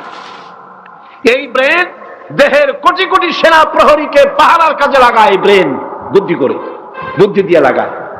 কম্পিউটারের যে মেমোরি শক্তি আছে, পৃথিবীর মানুষের মাথায় আল্লাহ পাক যে মেমোরি দিয়েছেন, যে স্মৃতি শক্তি দিয়েছেন, সারা পৃথিবীর সমস্ত ডাটা, সমস্ত ইনফরমেশন সবগুলি মানুষ যদি তার মেমোরিতে নিয়ে নেয়, তারপরেও আল্লাহ পাক মেমোরিতে এত জায়গা করেছেন যে তার 1,00,000 ভাগের 1 ভাগও ভরবে না। এই ব্রেন দিয়ে আল্লাহ পাক মানুষকে বুঝতে বলেছেন, তাকাও, লক্ষ্য করো, আমার পৃথিবী দেখো, দুনিয়া দেখো, নিজেকে দেখো, এবং আমার অস্তিত্বের কথা স্বীকার করো। আমি তোমাকে সৃষ্টি করেছি। আল্লাহ পাক বলেন, হাদা খালকুল্লাহি ফারুনি মাযা খালাকাল্লাযীনা মিন দুনিহি বালিয যালিমুনা ফি যালালিম মুবিন। এ হচ্ছে আল্লাহর সৃষ্টি। এখন দেখাও তো অন্যরা কি সৃষ্টি করেছে, অন্যরা কি সৃষ্টি করেছে? আছে কিছু? অন্যরা আল্লাহর জিনিস দিয়া, তারা আল্লাহর জিনিস দিয়ে জোড়াতালি দিয়ে তৈরি করেছে, কিন্তু সমস্ত সৃষ্টির মূল হচ্ছে আল্লাহ পাক। আজকে আমাদের সন্তানদেরকে যদি কোরআন থেকে আজকে যে কথাগুলি বললাম, এই কথাগুলি যদি কলেজে বিশ্ববিদ্যালয়ে পড়ানো হতো, আমার ছেলে কি নাস্তিক হতে পারত? বলেন, আমার এই ছেলে কলেজে বিশ্ববিদ্যালয়ে যেসব ছেলেপেলেরা পড়ে, এগুলি কি বোম্বাই থেকে আসছে না মঙ্গল গ্রহ থেকে নাজিল হয়েছে? আমাদের ছেলেপেলে কিনা? এই ছেলে যখন প্রাইমারি স্কুলে পড়তো তখন রমজান মাসে সেহরি করতে না উঠাইলে সকালবেলায় মা বাপের উপরে অভিমান করে, রাত করে, কান্দাকাটি করে না খাইয়া সারাদিন রোজা রেখেছে। ঠিক না? বলেন আমার এই কথাটা ঠিক কিনা? আল্লাহ রাব্বুল আলামিন কোরআন শরীফের ভিতরে বলেছেন, লাশ-শামসু ইয়ামবাগি লাহা আন তুদরিকাল কামারা ওয়ালাল লাইলু সাবিকুন নাহার ওয়া কুল্লুন ফি ফালাকি ইয়াসবাহুন। প্রবল জ্ঞানী হইবে যাহারা, আপন মনেতে বুঝিবে তাহারা, রাত্রি পারে না আগে যাইবার, দিনের স্থান করি অধিকার। চন্দ্র বাদে না সূর্যের গায়েতে, সূর্য পারে না চন্দ্রকে ধরিতে, যার যে স্থান বহাল রাখিয়া ভ্রমণ করিছে খোদাকে ডরিয়া। একটি নির্ধারিত সময় সীমা পর্যন্ত আপন আপন কক্ষপথে সব দৌড়াদৌড়ি করবে, কারো সাথে অ্যাক্সিডেন্ট হবে না কারো। ওয়াকুল্লুন ফি ফালাকি ইয়াসবাহুন, যা আছে মহাশূন্যে সব ঘুরতেছে। কে বলে? বলেন সবাই, কে বলছে? কোন সূরা? সূরা ইয়াসিন। আবার শুনুন, আল্লাহ পাক ফয়সালা দিচ্ছেন ঘোরে কেডা? শুধু সূর্য ঘোরে না, শুধু চন্দ্র ঘোরে না, আল্লাহ মহাশূন্যে যা রেখেছেন সব ঘুরতেছে, সবই সন্তরণশীল, সব গতিশীল। সুতরাং ফয়সালা তো আল্লাহর কাছ থেকেই নিতে হবে। পৃথিবী সৃষ্টি করেছেন, মানব গোষ্ঠী সৃষ্টি করেছেন এবং মানুষের প্রয়োজন মিটিয়েছেন। এই মানুষগুলিকে কে সৃষ্টি করেছে? মানুষ সৃষ্টির ব্যাপারেও দার্শনিকরা মানুষদেরকে বিভ্রান্ত করে। যা কলেজে বিশ্ববিদ্যালয়ে পড়ানো হয়, এই কোরআন শরীফ বিশ্ববিদ্যালয়ে পড়ানো হয়? হ্যাঁ হয়। কয়েকটা আয়াত, কয়েকটা সূরা পরীক্ষায় পাশ করার জন্য একটু একটু অপশনাল রেখে দেওয়া হয়েছে। বর্তমান যে শিক্ষা কমিশন, শামসুল হক শিক্ষা কমিশন রিপোর্ট মন্ত্রী পরিষদে অনুমোদন করেছে বর্তমান সরকার। এই শিক্ষানীতিতে বলা হয়েছে ক্লাস 1 থেকে নিয়ে ক্লাস 5 পর্যন্ত ধর্মীয় শিক্ষা দিতে দেওয়া হবে না। তাহলে ক্লাস 5 পর্যন্ত যদি ধর্মীয় শিক্ষা না থাকে, তাহলে ক্লাস 6-7-এ ওঠার পর আলিফ জাওরা বাজাবর বা আনাকুম জানাকুম ছেলেরা পড়বে? মেয়েরা পড়বে? আসল উদ্দেশ্য হলো ইসলাম থেকে জাতিকে দূরে সরাবার জন্য ষড়যন্ত্র। এই সরকারের প্রণীত শিক্ষানীতি আমরা মানি না। আপনারা মানেন? যেই মাদ্রাসা মানুষের চরিত্র সৃষ্টি করে, বর্তমান সরকার সেই মাদ্রাসাগুলি একটা একটা করে ধ্বংস করার পরিকল্পনা গ্রহণ করেছে। সুতরাং আসল শিক্ষা হলো কোরআনের কাছে। আসল শিক্ষা কোথায়? কোরআনের কাছে।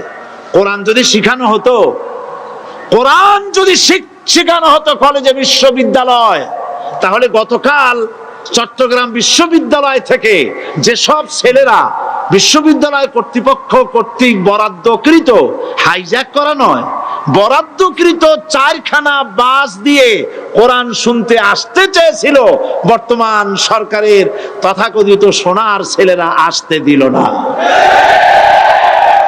কোরআন যদি তারা পড়তো, তাহলে কোরআন শরীফ শুনতে তারাও আসতো। কপাল পোড়া। জোরে বলেন কি? আরো জোরে বলেন কি? কপাল পোড়া। সব ভালো লাগে, কোরআন ভালো লাগে না।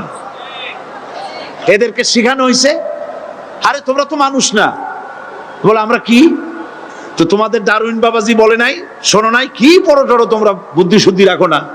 ডারউইন বলেছে, থিওরি অফ ইভলিউশনের মধ্যে বলেছেন মানুষ মানুষ না। বলে কি? মানুষ হলো বান্দর। কপাল পোড়া। কি কপালে লেখা থাকে? কাজে কামে প্রকাশ হয়ে যায়। ডারউইন বলল মানুষ মানুষ না। আলফ্রেড বললেন মানুষ হলো মানুষই ঠিক, তবে মানুষ হলো সেক্স সর্বস্ব জীব। সেক্স সমস্যার সমাধান করলে মানুষের সব সমস্যার সমাধান হয়ে যাবে। কার্ল মার্কস বললেন মানুষের পেট সর্বস্ব দ্বীপ, পেট সমস্যার সমাধান করে দিলে সব সমস্যা শেষ। আর ডারউইন বললেন মানুষ মানুষই না, মানুষ কি বলে বান্দর, ওরাং ওটাং শিম্পাজি আর ব্যাং থেকে মানুষের উৎপত্তি হয়েছে। আমি যখন জীবনের প্রথম শিম্পাজি দেখলাম, ওরাং ওটাং দেখলাম, তখন আমি মনে করেছি যে ডারউইন খামোখা ভুল করে নাই। এইটা দেখেই ও মনে করেছে যে এই হচ্ছে আমার মাতামহের গোষ্ঠী, এ হলো পিতামহের গোষ্ঠী। আপনারা একটু মাথা কাটায় চিন্তা করেন, মানুষ যদি বান্দর থেকে হবে, আজও বানর ফরেস্ট এরিয়া আছে কিনা বাংলাদেশে? চিল্লায় বলেন আছে কিনা? তো মানুষ যদি বান্দর থেকেই হবে, আপনারা কি কোনোদিন দেখেছেন যে একটা বান্দরের কোমর পর্যন্ত মানুষের মতো হয়ে সারছে? আর কিছুদিন গেলেই পুরো মানুষ হয়ে যাবে, গলা পর্যন্ত মানুষের মতো হয়ে গেছে, আর কদিন গেলেই মানুষ হয়ে যাবে। দেখছেন কখনো? আচ্ছা আপনারা বলেন, পাবদা মাছ আপনারা চট্টগ্রামে কি বলেন? পাবদাই বলেন। পাবদা মাছ দেখতে কি মাছের মতো লাগে? বোয়াল মাছের মতো। কোন পাগলে কি বলছে কথা যে বোয়ালের পূর্বপুরুষ পাবদা? পাবদাগুলি পুটি টুটি খাইয়া খাইয়া আস্তে আস্তে বোয়াল হয়ে গেছে, এ কথা কেউ বলে? আচ্ছা শোলের যে ছোট সাইজ, শোল মাছ, গজাল মাছ, এর যে ছোট্ট সাইজ ভর্তা করে খায়, শুটকি বানায় খায়, ওগুলোর কি বলে? টাকি মাছ। এই টাকি মাছ দেখতে শোল মাছের মতো। কেউ পাগলকে আজ পর্যন্ত বলেছে যে শোল মাছের পূর্বপুরুষ টাকি, টাকিগুলা সার মার খাইয়া আস্তে আস্তে শৌলে পরিণত হয়ে গেছে? কেউ বলেছে কখনো? ডারউইন কয় বোতল খাইয়েছে এই মতবাদ লিখছে আল্লাহই ভালো জানে, যে বান্দরের থেকে মানুষ আবিষ্কার হয়েছে। নাউজুবিল্লাহ। এগুলি পড়ানো হয় কলেজে, বিশ্ববিদ্যালয়, তাই আমাদের সোনার ছেলেরা বান্দরামি করে। ওদের যদি পড়ানো হইতো তোমরা বান্দরের গোষ্ঠী নও, তোমরা মানুষ। মর্যাদা কার বেশি, বান্দরের না মানুষের? এ পৃথিবীর প্রথম মানুষকে আদম আলাইহিস সালাম। আদম হইছেন কি দিয়ে? মাটি দিয়ে। আল্লাহ রাব্বুল আলামিন যিনি মানুষ সৃষ্টি করেছেন, তিনি কোরআন শরীফের ভিতরে বলে দিয়েছেন, আমি প্রথমেই বলেছি, আপনারা লক্ষ্য করুন, এই কোরআন তাবিজের কিতাব নয়, এই কোরআন তদবিরের কিতাব নয়, ঝাড়ফুঁকের কিতাব নয়। কোরআন হলো পৃথিবীর মানুষের জন্য কোড অফ লাইফ, পূর্ণাঙ্গ জীবন বিধান। সবকিছু আল্লাহ পাক কোরআনের ভিতরে বলে দিয়েছেন, কোন জিনিস বাদ দেন নাই। আপনি আমি কেমনে সৃষ্টি হয়েছি আল্লাহ পাক কোরআনের ভিতরে বলেছেন, ইন্না খালাকনাকুম মিন তুরাবিন সুম্মা মিন নুতফাতিন সুম্মা মিন আলাকাতিন সুম্মা মিন মুদগা। নিষ্প্রাণ মাটি দিয়ে তোমাকে উৎপন্ন করা হয়েছে, নিষ্প্রাণ মাটি উপাদান দিয়ে তোমাকে তৈরি করা হলো। মায়ের পেটের ভিতরে এক ফোঁটা নাপাক পানি জমাট রক্তে পরিণত হয়ে গেল, জমাট রক্ত আস্তে করে গোস্ত পিণ্ড হলো, গোস্ত পিণ্ডকে সুন্দর করে সাজায়া হাড্ডি গুড্ডি বানায়া স্ট্রাকচার তৈরি করে তার উপরে ফাকাসাউনাল ইযামা লাহমা, চামড়া দিয়ে গোস্ত দিয়া সাজায়া সুন্দর করে বানালাম। আল্লাহর পরিচয় শুনুন, আল্লাহ আমার কেমন আল্লাহ। মায়ের পেটের ভিতরে সন্তান বানায়া এরপরে যখন রূহ দেওয়া হয়েছে, ক্ষুধা লেগেছে, খাবারের প্রয়োজন হয়েছে, আল্লাহ রাব্বুল আলামিন ওই কচি বান্দা মায়ের পেটে বসে কি খাবে, সেজন্য তার মা চিন্তা করে নাই, বাবা চিন্তা করে নাই, সরকার চিন্তা করে নাই। আল্লাহ রাব্বুল আলামিন মায়ের মাসিক অসুখকে বন্ধ করে দিয়ে সন্তানের নাভির সাথে আর মায়ের নাভির সাথে তার লাগায়া, পাইপ লাগায়া মায়ের মাসিক অসুখের রক্তগুলি দিয়ে সন্তানকে বড় বানালেন। মুখ দিয়া এই রক্ত পান করালেন না, মুখটাকে পবিত্র রেখে দিলেন যাতে করে পৃথিবীতে আসার পর ওই মুখ দিয়া আল্লাহ রাব্বুল আলামিনের জিকির করতে পারো। সন্তান মায়ের ভিতরে পেটের ভিতরে বড় হলো, আল্লাহ রাব্বুল আলামিন বলেন মাস দিন যখন পুরা হয়ে গেল, সুম্মা নুখরিজুকুম তিফলা, বাচ্চার আকারে পৃথিবীতে নিয়ে আসলাম। এখন খাবা কি? পৃথিবীতে যখন বাচ্চা এলো তখন তার পেটের সাথে যে সংযোগ ছিল মায়ের নাভির সাথে আর সন্তানের নাভির সাথে, সেই সংযোগ তার আর কি থাকলো? কি করা হলো? কেটে দেওয়া হলো। লক্ষ্য করুন, খাবারের জন্য একটি মাত্র পাইপ আল্লাহ লাগাইছিলেন, পৃথিবীতে সন্তান আসার সঙ্গে সঙ্গে পাইপটা কেটে দেওয়া হলো। এবার কি খাবে? আল্লাহ রাব্বুল আলামিন মায়ের বুক থেকে সন্তানের জন্য এবার সিঙ্গেল সিগন্যাল, তার জন্য সিঙ্গেল কোন লাইন যেটা ছিল কেটে দিয়া মায়ের বুক থেকে সন্তানের জন্য ডাবল লাইন আল্লাহ চালু করে দিলেন। এমন দুধ বানায় দিলেন যা শুধু খাবার নয়, শুধু ফুড ভ্যালু নয়, এই দুধের ভিতরে ক্যালসিয়াম, এর মধ্যে ভিটামিন, এর মধ্যে আয়রন, এর মধ্যে মেডিসিন। দুনিয়ার এই সন্তান ছিল ফি কারারিন মাকিন, সুরক্ষিত জায়গার ভিতরে ছিল, কোনো পলিউশন সেখানে যেতে পারতো না, রোগের জার্ম সেখানে যেতে পারতো না। দুনিয়ায় এলো দূষিত আবহাওয়ার ভিতরে, এই সন্তানকে এখনই অ্যান্টিবায়োটিক খাওয়ালে পরে অসুবিধা হবে। আল্লাহ রাব্বুল আলামিন মায়ের দুধের ভিতরে ঔষধ দিয়া রোগের প্রতিষেধক বানায়া দিলেন। এ হলো আমার আল্লাহ। এ আমার কে? আল্লাহ। জোরে বলেন আল্লাহ। আল্লাহ আল্লাহ রাব্বুল আলামিন মায়ের দুধ দিয়ে সন্তানকে বড় করলেন আর শোনায় দিলেন, খবরদার এই মায়ের সাথে, এই বাপের সাথে নাফরমানি করবি না। মা বাপের জন্য আমার কাছে দোয়া করবে, রব্বির হামহুমা কামা রাব্বায়ানি সগীরা। সবাই পড়েন আমার সাথে, রব্বির হামহুমা কামা রাব্বায়ানি সগীরা। আল্লাহ পাক শিখাই দিলেন বান্দারে আমার কাছে দোয়া করায়, আল্লাহ আমার মা বাপ আমাকে ছোটবেলায় যেভাবে স্নেহের কোলে লালন পালন করেছে, এইভাবে আমার মা বাপ তোমার রহমতের কোলে লালন পালন করো। মনে থাকবে ভাইরা? বলেন মনে থাকবে? প্রত্যেক নামাজের পরে মা বাবার জন্য দোয়া করবেন, বেঁচে থাকুক আর মরে যাক, দোয়া করবেনই। মনে থাকবে? রব্বির হামহুমা কামা রাব্বায়ানি সগীরা। আবার পড়েন, রব্বির হামহুমা কামা রাব্বায়ানি সগীরা। আল্লাহ পাক মায়ের মর্যাদা এত বাড়াইছেন, সাহাবী প্রশ্ন করেছে, ইয়া রাসূলুল্লাহ খেদমত করব কার? হুজুর বলেন তোমার মায়ের, তারপরে কার? তোমার মায়ের, তারপরে কার? তোমার মায়ের, তারপরে কার? তোমার পিতার। বাপের চাইতে মায়ের মর্যাদা আল্লাহ 3 গুণ বাড়াইয়া দিলেন, 3 গুণ বৃদ্ধি করে দিলেন। হাদিস শরীফে এসেছে, হযরত আবী হুরায়রা রাদিয়াল্লাহু তাআলা আনহু রাসূলের কাছে এসে রাতের বেলায় কাঁদতেছিলেন। হুজুর প্রশ্ন করলেন, আবু হুরায়রা কাঁদো কেন? হযরত আবু হুরায়রা বলছেন, হুজুর মা আমাকে মেরেছে। তিনি প্রশ্ন করলেন, আচ্ছা মা তোমারে মারলো কেন? তুমি কি কোনো বেয়াদবি করছো? তিনি বললেন না। তবে মারলো কেন? হযরত আবু হুরায়রা বলেন, ইয়া রাসূলুল্লাহ আপনার খেদমত থেকে বাড়ি ফিরতে আমার দেরি হয়ে গিয়েছিল। গভীর রাত্রে যখন বাড়ি গেছি, মা আমাকে প্রশ্ন করলেন, বাবা দেরি হলো কেন? কোথায় ছিলি? তাম পৃথিবীর মানুষ যেই কদম মোবারক চুমু দিতে পারলে ধন্য হয়ে যায়, সেই আখিরি জামানার পয়গম্বর নবী মুহাম্মদ রাসূলুল্লাহ সাল্লাল্লাহু আলাইহি সাল্লামের দরবার থেকে আসতে আমার দেরি হয়ে গেছে।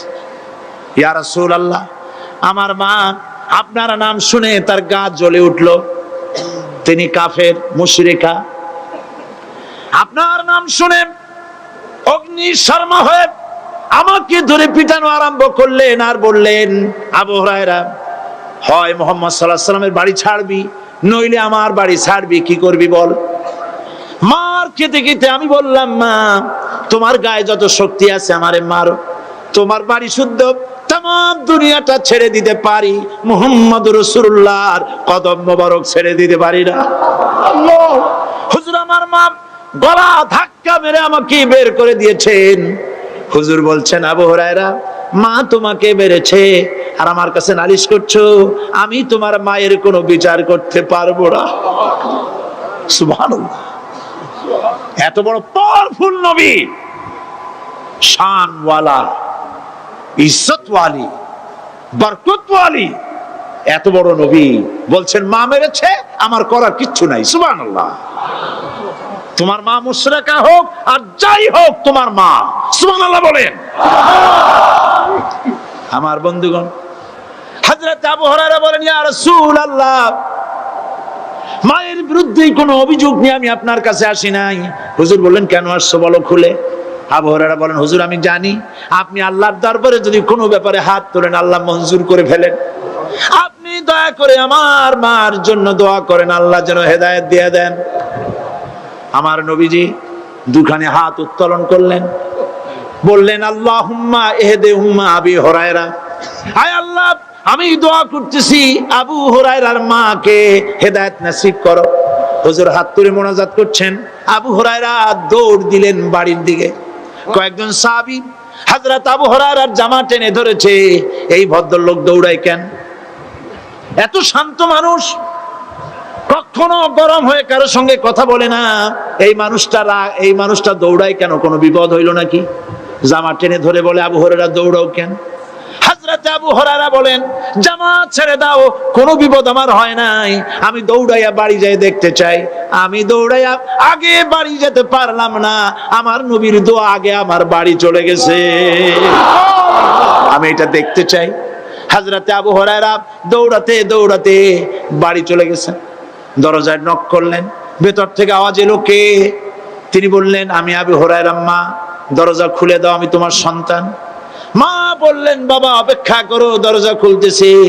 হযরত আবু হুরায়রা বলেন, মায়ের গলার আওয়াজের ভেতরে কুফরি কর্কশতা পেলাম না, মায়ের গলার আওয়াজের ভেতরে তাওহীদের নরমিয়াত পেলাম। আমার কাছে মনে হলো আমি আবু হুরায়রা বাড়ি আসার আগে নবীজির দোয়া আল্লাহর আরশে পৌঁছে গেছে।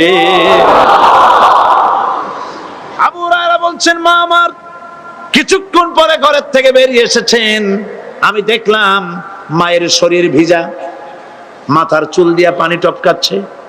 মা আমার বললেন, বাবারে তোমাকে মারার পর আমি নিদারুণ অনুশোচনায় পড়েছিলাম, মনে মনে ভাবলাম, আহারে আমার সন্তানরা আমি কেন মারলাম? সে তো কোনো খারাপ কাজ করে নাই, কোনো খারাপ জায়গায় যায় নাই, এত ভালো মানুষ যার সম্পর্কে লোকেরা খামোখাই মিথ্যা কথা বলে, এই ভালো মানুষটার কাছে গেছে, সেজন্য আমি মারলাম কেন? বাবা গো, আমি আমার ভুল বুঝতে পেরেছি, জীবনের ভুলও ধরা পড়েছে, আমাকে জলদি করে নিয়ে চলো বিশ্ব নবীর দরবারে। হযরত আবু হুরায়রার মা রাসূলুল্লাহর খেদমতে এসে ঘোষণা করলেন, আশহাদু আল্লা ইলাহা ইল্লাল্লাহু ওয়াহদাহু লা শারীকা লাহু ওয়া আশহাদু আন্না মুহাম্মাদান আবদুহু ওয়া রাসূলুহু। আমার ভাইয়েরা, আল্লাহ রাব্বুল আলামিন মানুষ সৃষ্টি করে পৃথিবীতে পাঠায় দিলেন, খাবারের ইন্তজাম করলেন, এগুলি সব আল্লাহর পরিচয়। আল্লাহরে চেনার জন্য বড় বড় কিতাব ঘাটা লাগে না, কিসমতে যদি থাকে দুই একটা দৃষ্টান্ত যথেষ্ট হয়ে যায়। সুবহানাল্লাহ, সুবহানাল্লাহ, দুই একটা দৃষ্টান্ত যথেষ্ট। আল্লাহ পাক সমস্ত সৃষ্টি জগৎকে তৈরি করলেন, সৃষ্টি করলেন, আর তাদের খাদ্যের ব্যবস্থা করলেন। কে করেছেন খাদ্যের ব্যবস্থা? খাদ্য দেন আল্লাহ। কিন্তু অহংকারী যারা, তারা বলে দেশের বাম্পার ফলনের জন্য সমস্ত কৃতিত্ব সরকারের। বলেন আস্তাগফিরুল্লাহ, বলেন নাউজুবিল্লাহ। এদের একজন বলছিল, 3 বছর কিছু দিবার পারুম না, লোকেরা কয় আমরা না খাইয়ে থাকুম, আল্লাহ কয় আমিও দেহুম, কদ্দুর পারো না খাইয়ে থাকতে। ফসল কে দেন? জোরে বলেন, কে দেন?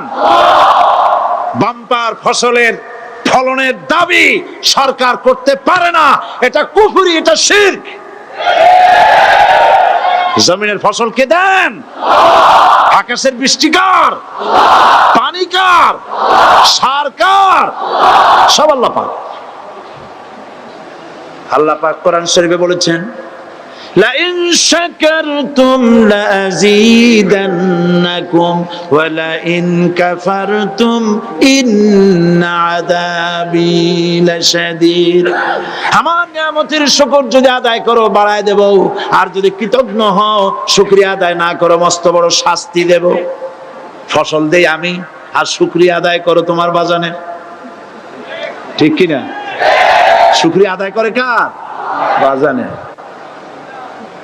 একটা লোকের, একটি মানুষের যেই প্রশংসা এই সরকার করলো বিগত 4.5 বছর ধরে, একটা মানুষের যত জিকির করলো, প্রশংসা করলো, ছবি টানাইলো, যদি এতটা জিকির এতটা স্মরণ আল্লাহ রাব্বুল আলামিনের করত, ওদের জন্য আল্লাহর জান্নাতের দরজা খোলা হয়ে যেত। প্রশংসা করবে কার? চিল্লায় বলুন, আল্লাহ পাকের প্রশংসা করো। খেতে দেওয়ার মালিক তিনি। আল্লাহ পাক বলছেন, আল্লাহকে, তার পরিচয় আল্লাহ তুলে ধরেছেন, ওয়ামা মিন দাব্বাতিন ফিল আরদি ইল্লা আলাল্লাহি রিজকুহা। এই পৃথিবীর ভিতরে এমন কোন বিচরণশীল জীব নাই যার রিস্কের দায়িত্ব আমি আল্লাহ গ্রহণ করি নাই। সুবহানাল্লাহ বলবেন না? রিস্কের দায়িত্ব কার হাতে? আচ্ছা দেখুন তো, পৃথিবীর সমস্ত সরকারের কাছে বিভিন্ন মন্ত্রণালয় আছে না? খাদ্য মন্ত্রণালয় বলে কোন মন্ত্রণালয় আছে কিনা? আছে। খালি কয় খামু আর খামু। খাদ্য মন্ত্রণালয় আছে, থাকার পরেও মানুষ না খাইয়া মরে। ঠিক কিনা? এবার একটু তাকান তো, জ্ঞানের চক্ষু দিয়া তাকান। ফরেস্ট এরিয়া, বাঘ আছে কিনা? নাই। সিংহ আছে কিনা? গন্ডার আছে কিনা? হাতি আছে কিনা? বিশাল বিশাল প্রাণী আছে কিনা? জঙ্গলে ছোট্ট প্রাণী থেকে, পোকা থেকে শুরু করে গন্ডার পর্যন্ত, টুনটুনি পাখি দিয়ে শুরু করে ঈগল পাখি পর্যন্ত, নদীর ভিতরে ছোট্ট চুনো পুঁটি থেকে শুরু করে তিমি মাছ পর্যন্ত। প্রাণী তত্ত্ববিদরা বলেছেন, সমুদ্রের ভিতরে এমন এমন বড় বড় তিমি আছে যে একটা তিমির ওজন 5000 টন পর্যন্ত হয়ে যায়। 5000 টন তিমিটার ওজন। এর যখন বাচ্চা হয়, তখন বাচ্চার দৈনিক দুধ লাগে 50 থেকে 60 মণ পর্যন্ত। কে ব্যবস্থা করে? রুহান ফেরেশতা। তো ওর মা যেমন বাচ্চা হতো সেরকম হবে। ঠিক কিনা? কে দেয় খাবার? এবার দেখেন তো, আপনার দেশের এই জঙ্গলে কত হাতি আছে। হাতিরা মিছিল করে আসছে যে আল্লাহ আমাদের এখন আর খাইতে যেতে দিতে পারে না, বাংলাদেশের গভর্নমেন্ট কিছু দাও। আসছে না, খাইয়া ক্ষুধার জ্বালায় হাতি মরেছে, বাঘ মরেছে, সিংহ মরেছে। এর কোন দৃষ্টান্ত আছে? ক্ষুধার জ্বালায় আকাশের উড়ন্ত পাখিরা ছটফট করে মারা গেছে, দৃষ্টান্ত আছে? নদীর মাছেরা ক্ষুধার জ্বালায় ভেসে উঠেছে, না খাইয়া মরে গেছে, দৃষ্টান্ত আছে? মহান আল্লাহ রাব্বুল আলামিন কোরআন শরীফের ভিতরে বলেছেন, অনেক প্রাণী এমন আছে যারা তাদের খাদ্যকে সঞ্চয় করে না, খাদ্যকে জমা করে না, আহরণ করে না। সকাল বেলায় একটা খাবার খেলো, দুপুরে কি খাবে তার জানা নাই। শকুন পৃথিবীর মাটি থেকে 3 মাইল উপরে ওড়ে, তার চোখকে আল্লাহ পাক এত তীক্ষ্ণ বানিয়ে দিয়েছেন। এই চট্টগ্রামের কোথায় মরা গরু আছে 3 মাইল উপর দিয়ে দেখতে পায়? সুবহানাল্লাহ করতে ইচ্ছা করে না। এই প্রাণীগুলি, খাবারগুলি কোনো গভর্নমেন্ট জোগাড় করে রাখে নাই। আল্লাহ পাক বলেন, সবার খাবার আমি দেই। সকাল বেলায় সমস্ত প্রাণীগুলি, মহাশূন্যে পাখি, পানির ভিতরে মৎস্যরাজি, জঙ্গলের ভিতরে হিংস্র প্রাণী, পোকামাকড় থেকে শুরু করে সবগুলো খালি পেটে সব বেরিয়ে যায়, কারো কোনো খাবারের মজুদ নাই। সন্ধ্যা হতে না হতে সমস্ত প্রাণীগুলির পেট ভরাইয়া আমি আবার যার যার ঘরে বেরায় দেই। ওয়ামা মিন দাব্বাতিন ফিল আরদি ইল্লা আলাল্লাহি রিজকুহা। সমস্ত প্রাণীর রিজকের দায়িত্ব আমি আল্লাহর হাতে। কে দেয় রিজেক? জোরে বলুন, কে দেন? আল্লাহ পাক। কি খাবেন সব আল্লাহ জোগাড় করে দিয়েছেন। তরি তরকারি জোগাড় করেছেন, মাছ জোগাড় করেছেন, চাউল দিয়েছেন, খাবার দিয়েছেন, গোশত দিয়েছেন, সব দিয়ে দিয়েছেন। আল্লাহ রাব্বুল আলামিন সমস্ত জিনিস দিয়ে মানুষকে আল্লাহ পাক তার জন্য আল্লাহ সব করেছেন। খালাকালাকুম মা ফিল আরদি জামিআ। এই পৃথিবীতে যা তৈরি করেছে সব তোমার জন্য। এ হচ্ছে আমার আল্লাহ। এ হচ্ছে আমার কে? আল্লাহ। সে আল্লাহ পাক বলছেন, আল্লাহর পরিচয়, তিনি স্রষ্টা, তিনি রিজেক দাতা। এবার আইনদাতা কে? আইনদাতা কে? আরো জোরে বলুন। আইনদাতা আল্লাহ হচ্ছে আল্লাহর পরিচয়। ইনিল হুকমু ইল্লা লিল্লাহ আলা লাহুল খালকু ওয়াল আমর। সৃষ্টি যার, আইন চলবে তার। আমার দেশে আল্লাহর আইন চলছে? আমাদের দেশের কল কারখানা, ক্ষেত খামার, অফিস আদালত আল্লাহর আইন অনুযায়ী চলে? চলে না। বরং আল্লাহর আইনকে মুছে ফেলার জন্য, নিজেদের আইন সৃষ্টি করার জন্য প্রচেষ্টা চালানো হচ্ছে। আল্লাহর আইন মানুষের জন্য সব থেকে বেশি উপযোগী, কারণ সৃষ্টি করেছেন কে? বলেন, কে করেছেন? আল্লাহ। প্রত্যেকটি মেশিন আপনি যা কিনবেন, রেডিও হোক, টিভি হোক, যে কোনো যন্ত্র হোক, গাড়ি হোক, তার সাথে একটা লিটারেচার, একটা বই তার সঙ্গে দিয়ে দেওয়া হয়। ওই বইয়ের মধ্যে লেখা থাকে এটা কিভাবে চালানো হবে, অপারেট করা হবে, তার সিস্টেম লেখা থাকে। আপনার ইচ্ছা মতো চালাইলে হবে না। এই মানব গোষ্ঠীকে সৃষ্টি করেছেন। এখন আপনি যদি আপনার আইন মতো চালান, তা কি চলবে? চলবে না। আপনি আপনার আইন মতো চালাচ্ছেন, ভালোভাবে চলতেছে? চলতেছে না। স্বরাষ্ট্রমন্ত্রী বলতেছেন সন্ত্রাসীদেরকে মাটির তলা থেকে খুঁজে বের করা হবে, কিন্তু নাকের উপর দিয়ে ব্রিফকেস চুরি হয়ে যায়, উনি তা ধরতে পারেন না। এই হলো আইন। অনাবরত খুন হচ্ছে, অনাবরত সন্ত্রাসী তৎপরতা চলছে। আর ওনারা বলছেন আগের থেকে এগুলি চলে আসছে, একজনের খুনের বিচার না হইলে এরকম খুন তো হইতেই থাকবে। তাহলে খুনকে, হত্যাকে, সন্ত্রাসকে সরকার জাস্টিফাইড করছেন। নাউযুবিল্লাহি মিন যালিক। এই জন্য আইন হতে হবে আল্লাহর। আইন হতে হবে কার? চিল্লায় বলেন, আল্লাহ পাকের আইন হতে হবে।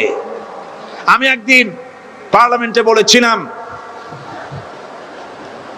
আমার দেশের নেতা নেত্রীরা বারবার হজ করতে যান, উমরা করতে যান, সেখান থেকে আসার সময় কি আনেন? আতর, পাথর, সুরমা আর খুরমা, এই কিছু নিয়ে আসলেন। কিন্তু আমি বলেছি, আপনারা কি কিছু চোখে দেখেন না? পার্লামেন্টে এইভাবে বক্তৃতা করেছে, কিছু চোখে দেখেন না? আমি প্রশ্ন করে আমি আবার জবাব দিচ্ছি, আপনারা যারা হজ করতে যান, উমরা করতে যান, হজের কথাই ধরি, এই হজ করতে যখন যান তখন মুজদালিফায় একটা রাত কাটাইতে হয়। সেটা কোন দিন? ইয়ৌমে আরাফার পরের দিন। এই মাঠে দালান কোঠা আছে, এখানে বেড়া আছে, শামিয়ানা আছে, পর্দা আছে, তাবু আছে, কিচ্ছু নাই। লক্ষ লক্ষ নারী আর পুরুষ পাশাপাশি শুয়ে থাকে, তাও সুবহানাল্লাহ কইতে ইচ্ছে করে না। সারা রাত জনে জনে পুলিশ পাহারাদার নাই। কিরকম মেয়ে এলো, চাঁদের সৌন্দর্য হার মানায় দিতে পারে এরকম সুন্দরী। এরকম সুন্দরী নারী, সুদর্শন পুরুষ পাশাপাশি রাস্তার ধারে মরুভূমির ভিতরে সারা রাত কাটাচ্ছে। ইয়াউমে আরাফার পরের রাতটা, একটা রাত পুরা। এভাবে চলতেছে বছরের পর বছর, শতাব্দীর পর শতাব্দী, সহস্রাব্দীর পরে সহস্রাব্দী। আমি প্রশ্ন করি, পৃথিবীর ইতিহাসে কেউ কি এমন কথা বলতে পেরেছে, লিখতে পেরেছে যে মুজদালিফার রাতে সেখান থেকে 10টা নারী হাইজ্যাক হয়েছে, 5টা নারী লাঞ্ছিত হয়েছে, বলতে পারবে? গভীর রাত্রে পুরুষ সঙ্গী ছাড়া সুন্দরী রমণী, যুবতী রমণী একাকিনী নিজের ঘর ছেড়ে আল্লাহর ঘরে তাওয়াফ করতে আসে। তাওয়াফ সেরে তাহাজ্জুদের নামাজ পড়ে আল্লাহর কাছে মোনাজাত করে একা একা হাজার হাজার লাখো পুরুষের ভিতর থেকে আপন ঘরে ফিরে যায়। কারো বাবার হিম্মত নাই একবার তাকায় সে তো রূপ উপভোগ করার জন্য, আবার তাকায়, অথবা তার আঁচল ধরে টান মারে। আছে ইতিহাস? কথা কন না কেন? সুন্দরী একটা মাইয়া মক্কা থেকে মদিনা থেকে পাওয়া যায় না, 15 দিন হয়ে গেছে। হয়েছে কখনো? এবার জবাব দেন, কেন হয় না? কেন হয় না? আমার দেশের মেয়েরা রাস্তা দিয়ে হাঁটতে পারে না। হাই স্কুল মেয়েদের, হাই স্কুল মেয়েদের কলেজ যখন ছুটি হয়, তথাকথিত সোনার ছেলেরা গেটের সামনে এতিমের মতো কারায় থাকে। অনবরত হাইজ্যাক হচ্ছে, ধর্ষণের সেঞ্চুরি হচ্ছে। আর ওখানে হয় না কেন? ওখানে হয় না এই কারণে, এই কোরআনের আইন আল্লাহ রাব্বুল আলামিন যে আইন দিয়েছেন, ওখানে আইন বলবৎ আছে। আছে নাকি? আছে কিনা? কোন পুরুষ কোন নারীকে ধর্ষণ করেছে যদি প্রমাণিত হয়, সে যদি ফাহাদের ছেলে হয় আর ফাহাদের মেয়ে হয়, কোরআনের শাস্তি হলো পাথর মেরে উড়াইয়া দাও। তাকে জানিয়ে দেওয়া হবে রেডিও টিভির মাধ্যমে, জেনাকারের ব্যভিচারীর শাস্তি হবে। চতুর্দিকে হাজারো লোকেরা দাঁড়াবে, হাতে পাথর নিয়ে, পাথর মেরে তাকে তার গোশত হাড্ডি বাতাসের সাথে উড়ায় দেবে। একজন মানুষ আর একজন মানুষকে খুন করলো, এই আসামি ধরা পড়ে গেল, কোরআনের শাস্তি হলো যখন ধরা পড়বে প্রমাণিত হবে যেমন ভাবে হত্যা করেছে পরেও হত্যা করো। এই দৃশ্য, এই আইন যদি বাংলাদেশে যদি এই আইন চালু হয়ে যেত, খুনের আসামি ধরা পড়েছে জেনার আসামি, প্রকাশ্য ময়দানে এলো, সাক্ষী প্রমাণে কোর্টে প্রমাণিত হলো সত্যি সে খুনি।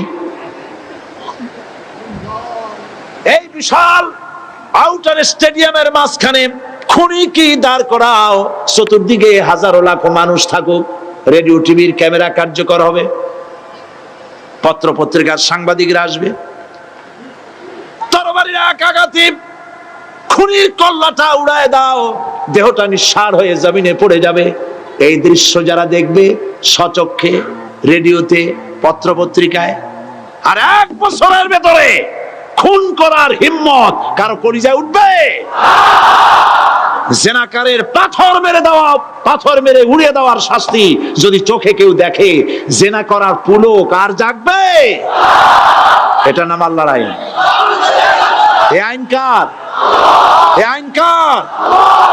এই আইন যতদিন পর্যন্ত বাংলার মানুষের, মুসলমানদের উপরে কার্যকরী না হচ্ছে, এই দেশে কার্যকরী না হবে, ততদিন পর্যন্ত হত্যা, ধর্ষণ, খুন বন্ধ হবে না। বন্ধ হবে। সুতরাং এই আইন হচ্ছে কার? আরো জোরে বলেন, আল্লাহ রাব্বুল আলামিন। মহান আল্লাহ রাব্বুল আলামিনের এই আইন অনুযায়ী যদি দেশ চলে, মানুষ শান্তি পাবে, চুরি বন্ধ হবে, ডাকাতি বন্ধ হবে, জেনা বন্ধ হবে, হত্যা ধর্ষণ বন্ধ হয়ে যাবে। নবীজি এমন একটি আইন চালু করে দিয়ে, কোরআনের বিধান চালু করে দিয়ে এমন একটা সমাজ চালু করেছিলেন, যেই সমাজ সম্পর্কে হুজুর নিজে বলেছেন, খায়রুল কুরুনে কারনি, সর্বশ্রেষ্ঠ যুগ হলো কার যুগ? আমার যুগ। সুবহানাল্লাহ বলেন। রাসূলের যুগ হলো সর্বশ্রেষ্ঠ যুগ। সেই কোরআন সেই হাদিস আজও আছে না নাই? বলেন জোরে, আজও আছে না নাই? সেই কোরআন এবং সুন্নাহ দিয়ে দেশ শাসন হোক, এটা কি আমরা চাই? কারা কারা চাই দু হাত উঁচু করে দেখা।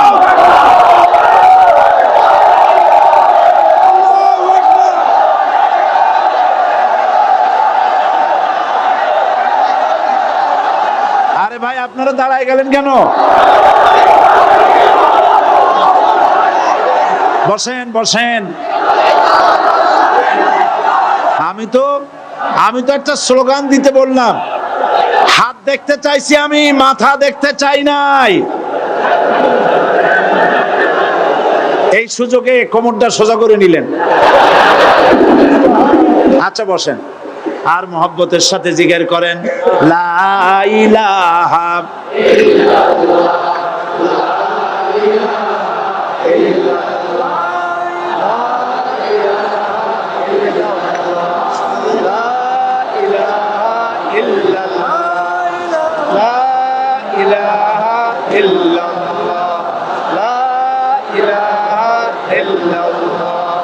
জোরে সরে সবাই জিকির করেন লা ইলাহা ইল্লাল্লাহ, লা ইলাহা ইল্লাল্লাহ, লা ইলাহা ইল্লাল্লাহ, লা ইলাহা ইল্লাল্লাহু মুহাম্মাদুর রাসূলুল্লাহ।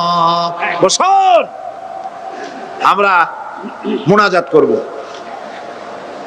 আল্লাহ রাব্বুল আলামিন আয়াতুল কুরসির ভিতরে আল্লাহর সার্বভৌমত্বের কথা বলেছেন। আল্লাহু লা ইলাহা ইল্লা হুয়াল হাইয়ুল কাইয়্যুম।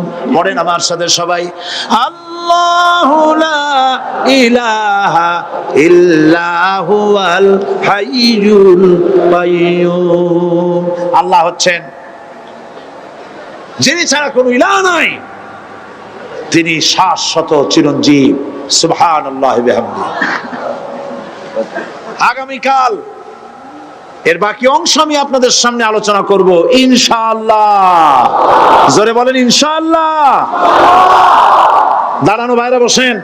আপনাদের পাশে যারা দাঁড়িয়েছেন অনুরোধ করে বসায় দেন। বলেন যে আর 5টা মিনিট বসেন, আল্লাহর রাস্তায় হাঁটেন না। হ্যাঁ বলেন, বলেন আপনারা যে আল্লাহর রাস্তায় হাঁটেন না, বসেন, সবাই বসেন। এত বড় মাহফিলের মুনাজাত, সুবহানাল্লাহ বলেন। চট্টগ্রামের ইতিহাসের শ্রেষ্ঠ মাহফিল, চিল্লায় বলেন সুবহানাল্লাহ। গোটা বিশ্বের কোরআনের শ্রেষ্ঠ মাহফিল, বলেন সুবহানাল্লাহ। যারা বলেন আলহামদুলিল্লাহ। আগামীকাল এ মাহফিলের আখেরি মুনাজাত হবে ইনশাআল্লাহ। বলেন ইনশাআল্লাহ। আমি আন্তরিকভাবে দুঃখিত, প্রতি বছর আমার মা বোনদের জন্য, চট্টগ্রামবাসী আমার মা বোনদের জন্য আলাদাভাবে তাদের প্রশ্নের উত্তর দেই এবং তাদের সামনে কোরআন হাদিসের কথা আলাদাভাবে বলি। এবছর দিন কম হয়ে গেল বলে মহিলারা, মা বোনেরা বঞ্চিতা হয়ে গেলেন। শিশু কিশোরদের জন্য আলাদাভাবে সমাবেশ করা হয়, তাও বঞ্চিত হয়ে গেল। এই বিশাল তাফসীরুল কোরআন মাহফিলের বরকত থেকে চিটাগংবাসীকে যারা বঞ্চিত করলো, আল্লাহ তাদের হেদায়েত নসিব করে দিয়ে। যদি হৃদয় থাকে, যদি হৃদয় বলে কিছু থাকে, বিবেক বলে যদি কিছু থাকে, আর শরীর যদি মুসলমানের পিওর রক্ত থাকে, তাহলে বাড়ি বসে অনুশোচনা করা উচিত, চোখের পানি ফেলানো উচিত ওই সব লোকের যারা এই বরকতপূর্ণ মাহফিলকে বাধা দিয়েছে। আর যাদের কলজার মধ্যে আল্লাহ মোহর মেরে দিয়েছে, এগুলোর তো হেদায়েত হবে না। যাদেরকে আল্লাহ পাক তৈরি করেছেন জাহান্নামের জন্য, ওদের কাছে মাহফিল অসহ্য, সহ্যই হবে না। নাউজুবিল্লাহ বলেন। চট্টগ্রামবাসীর জন্য তাফসীরুল কোরআন মাহফিল নিয়ামত। এই নিয়ামত কিয়ামত পর্যন্ত আল্লাহ টিকায় রাখুন, বলি আমিন। আগামীকালের আখেরি মোনাজাতে সমস্ত মুসলমান চতুর্দিক থেকে আল্লাহ পাকের নারা লাগাতে লাগাতে আসবেন। আল্লাহু আকবার, নারায়ে তাকবীর। গোটা চট্টগ্রাম, গোটা চিটাগাং শহর আগামীকাল কোরআনের মিছিলের শহর হবে ইনশাআল্লাহ।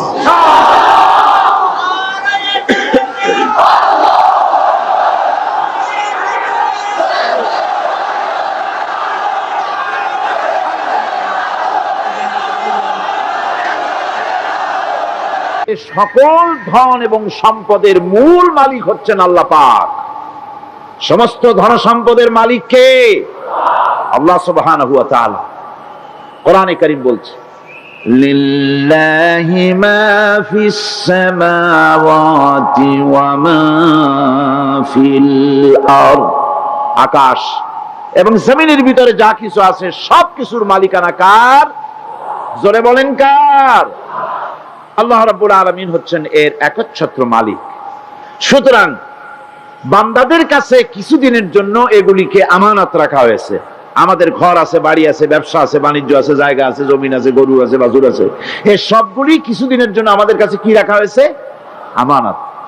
আমানতের মাল আপনি আপনার ইচ্ছা মতো খরচ করতে পারবেন না। আমানতের মাল কি ইচ্ছা মতো খরচ করা যায়? যায় না। আমানতের মালকে খরচ করতে হলে মূল মালিকের ইচ্ছা অনুযায়ী খরচ করতে হবে। মূল মালিককে আল্লাহ রাব্বুল আলামিন বলছেন, ইন্নাল্লাহা ইশতারা মিনাল মুমিনিনা আনফুসাহুম ওয়া আমওয়ালাহুম বিআন্না লাহুমুল জান্নাহ। আমি আমার মুমিনের জান এবং মালকে খরিদ করে নিয়েছি, বিনিময় জান্নাত দিয়ে দিয়েছি। তোমার কাছে যে জান আছে, মাল আছে, এটা তোমার নয়, এটা আমার আমানত তোমার কাছে। সুতরাং এই আমানত খরচ করতে হবে মূল মালিকের ইচ্ছা অনুযায়ী। সমাজের এক শ্রেণীর লোক প্রচুর বিত্তের মালিক হবে, সমাজের এক শ্রেণীর লোক প্রচুর বিত্ত এবং সম্পদের মালিক হয়ে ভোগ বিলাসের আনন্দের স্রোতে ভেসে যেতে থাকবে, নিজেকে ভাসিয়ে দেবে। আর এক শ্রেণীর লোক অনাহারে অর্ধাহারে কষ্ট করবে। এ বিধান ইসলামের নয়। কেউ থাকবে 10 তলায় আর কেউ থাকবে গাছতলায়, কেউ খাবে পোলাও, কোরমা, বিরিয়ানি, আর কারো কিসমতে মরুচ পোলাও হবে না। এ বিধান আল্লাহর নয়। ইসলামের বিধান হচ্ছে এই যে আল্লাহ যে সব সম্পদ মানুষকে দান করেছেন, এই সম্পদের ভিতরে বিত্তহীনদের অধিকার রাখা হয়েছে। বিত্তহীন যারা গরিব, যাদের কিছু নাই, তারা আপনার করুণার পাত্র নয়। কি বলেন? তারা কি ধনীদের করুণার পাত্র? কোরআনে কারিমে আল্লাহ বলেন, ওয়াল্লাযীনা ফী আমওয়ালিহিম হাক্কুল লিস-সাইলি ওয়াল মাহরুম। ধনীদের সম্পদের ভেতরে গরিবদের, বিত্তহীনদের অধিকার রয়েছে। সে অধিকার আদায় করে দাও। দান করা এমনি দিয়ে দেওয়া এক জিনিস, গরিবদেরকে, বিত্তহীনদেরকে ইসলাম করুণার পাত্র বানায় নাই, বলেছে অধিকার। অধিকারটা বড় মজবুত কথা, এ কথার লোড আছে, ওয়েট আছে। আপনার আমার সম্পদের, অর্থাৎ যাদের বিত্ত আছে, বিত্ত সম্পদওয়ালা সম্পদশালী লোকেদের সম্পদের ভেতরে গরিবদের অধিকার রয়ে গেছে। সে অধিকার আদায় করতে হবে। ইসলাম সকল মানুষের দারিদ্র দূর করে বেঁচে থাকার মৌলিক অধিকার প্রতিষ্ঠিত করেছে। রাসূল করিম সাল্লাল্লাহু আলাইহি ওয়াসাল্লাম বলেছেন, লাইসা লি ইবনি আদম হাক্কুন সিওয়া হাযিহিল খিসাল, বাইতুন ইয়াসকুনুহু ওয়া সাওবুন ইউয়ারি আওরাতাহু ওয়া জালফাল খুবজি ওয়াল মা। আখরাজাহু তিরমিজি। তিরমিজি শরীফের হাদিসের ভেতরে এসেছে, রাসূল করিম সাল্লাল্লাহু আলাইহি ওয়াসাল্লাম বলেছেন, প্রত্যেকটি বনি আদমের তার বাস করার জন্য একটা গৃহ, এবং লজ্জা ঢাকার জন্য, শীত নিবারণের জন্য তার বস্ত্র, আর ক্ষুধা মিটাবার জন্য তার পানি আর রুটি ইত্যাদির ব্যবস্থা করতে হবে, চাই সে মুসলমান হোক আর হিন্দু হোক আর খ্রিস্টান হোক। বনি আদম, আদমের সন্তান যে মানুষ, যে তার এই অধিকার ইসলাম প্রতিষ্ঠিত করেছে। আজ বলা হচ্ছে খাদ্য, বস্ত্র, বাসস্থান সমাধান দেবে অমুকরা তমুকরা, এরকমের স্লোগান হয় না? ওরা দিতে পারবে না, ওরা দিতে পারে নাই। খাদ্য, বস্ত্র, শিক্ষা, চিকিৎসা, বাসস্থানের গ্যারান্টি দিয়েছে কোরআন, দিয়েছে আল্লাহ রসুল জনাব মুহাম্মদ রাসূলুল্লাহ সাল্লাল্লাহু আলাইহি ওয়াসাল্লাম। ইসলাম অর্থনৈতিক নিরাপত্তার জন্য যে সব পন্থা অবলম্বন করেছে, সেটা হচ্ছে যে সমাজের কর্মক্ষম সকল ব্যক্তি রুজির জন্য পরিশ্রম করবে, কেউ বসে থাকতে পারবে না। এটা হচ্ছে ইসলামের নিয়ম, কেউ বসে থাকতে পারবে না। কোরআনে কারীম বলছে, ফাইদা কুদিয়াতিস সালাতু ফান্তাশিরু ফিল আরদ ওয়াবতাগু মিন ফাদলিল্লাহ। ফাইদা কুদিয়াতিস সালাত, যখন তোমার নামাজ সম্পূর্ণ হয়ে গেল, ফান্তাশিরু ফিল আরদ, ছড়িয়ে পড়ো আমার জমিনের উপরে, ওয়াবতাগু মিন ফাদলিল্লাহ, আর আমার অনুগ্রহ অনুসন্ধান করো। রুজি কামানো কোনো খারাপ জিনিস না।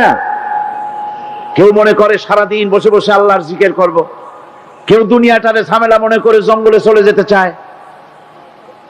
এটা নিয়ম না।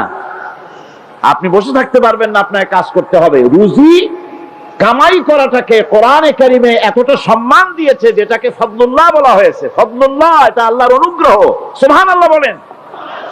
এটাকে ফদলুল্লাহ বলা হয়েছে, এটা জিনাতুল্লাহ বলা হয়েছে। আপনি যে কাপড় চোপড় ব্যবহার করেন, এই কাপড় চোপড়ের ব্যাপারে আল্লাহ পাক প্রশংসা করেছেন, কাপড় চোপড় সুন্দর পরতে বলেছেন। তারপরে রুজি রোজগার হালাল করতে বলা হয়েছে, এবং রুজি কামাবার ব্যাপারে, হালাল ভাবে রুজি কামাবার জন্য ইন্সপিরেশন দেওয়া হয়েছে কোরআন এবং হাদিসে। রাসূল করিম সাল্লাল্লাহু আলাইহি ওয়াসাল্লাম বলেছেন, আল কাসিবু হাবিবুল্লাহ, সহস্তে যে উপার্জন করে সে আল্লাহর বন্ধু। যে ব্যক্তি ঠেলা গাড়ি চালায়, কুলি মজুর, রিক্সা চালায়, নিন্দা নাই, তাকে নিন্দা করা যাবে না। রিক্সাওয়ালাও একটা গুরুত্বপূর্ণ দায়িত্ব পালন করছে। কুমার, কামার, তাঁতি, জেলে, ধোপা, নাপিত সবাই কাজ করছে। প্রত্যেক কাজের সম্মান ইসলাম দেয়। সুবহানাল্লাহ কোন। সমস্ত কাজের সম্মান আছে, শুধুমাত্র সম্মান নাই চুরির কাজের, ডাকাতির কাজের, সন্ত্রাসের কাজের, চাঁদাবাজির কাজের, মাস্তানির কাজের। এই সব কাজ নিন্দনীয়, এবং এই সব কাজ নিতান্ত বাজে কাজ। এ কাজের কোনো সম্মান নাই। সম্মান হচ্ছে নিজের হাতে কামাই করে সারা দিনে এক মুঠো খাবারও যদি খান, আপনার খাবারের চাইতে হালাল খাবার কারো হতে পারে না। আল্লাহর বন্ধু সোজা কথা না। আল কাসিবু হাবিবুল্লাহ, সহস্ত উপার্জনের এত বরকত। সেজন্য অর্থনৈতিক নিরাপত্তার জন্য সমাজের প্রত্যেকটি কর্মক্ষম লোককে কাজ করতে হবে। কি করতে হবে? নামাজ পড়া হয়ে গেছে, এখন আর বসে থাকা চলবে না। নেমে পড়ুন কাজের জন্য, আল্লাহর অনুগ্রহ অনুসন্ধান করুন। এরপরে আল্লাহ পাক বলছেন, আমার অনুগ্রহ রুজি কামাও, আর রুজি কামাবার সময় ওযকুরুল্লাহ যিকরান কাসীরা লাআল্লাকুম তুফলিহুন। আর জিকির করবা আমার বেশি, আমার জিকির করবা। বলা হচ্ছে রুজি অনুসন্ধান করো, আর বলা হচ্ছে আমার জিকির করো। তো জিকির আর রুজি সন্ধানের ভিতরে সামঞ্জস্য কি? সামঞ্জস্যটা হচ্ছে এই যে আপনি যখন উযকুরুল্লাহ কাসীরান, আপনাকে বেশি করে জিকির করতে হবে। জিকির মানে কি? স্মরণ করা। জিকির মানে কি? স্মরণ করা। আল্লাহকে স্মরণ করেন। রুজি যখন কামাতে যাবেন স্মরণ করবেন কারে?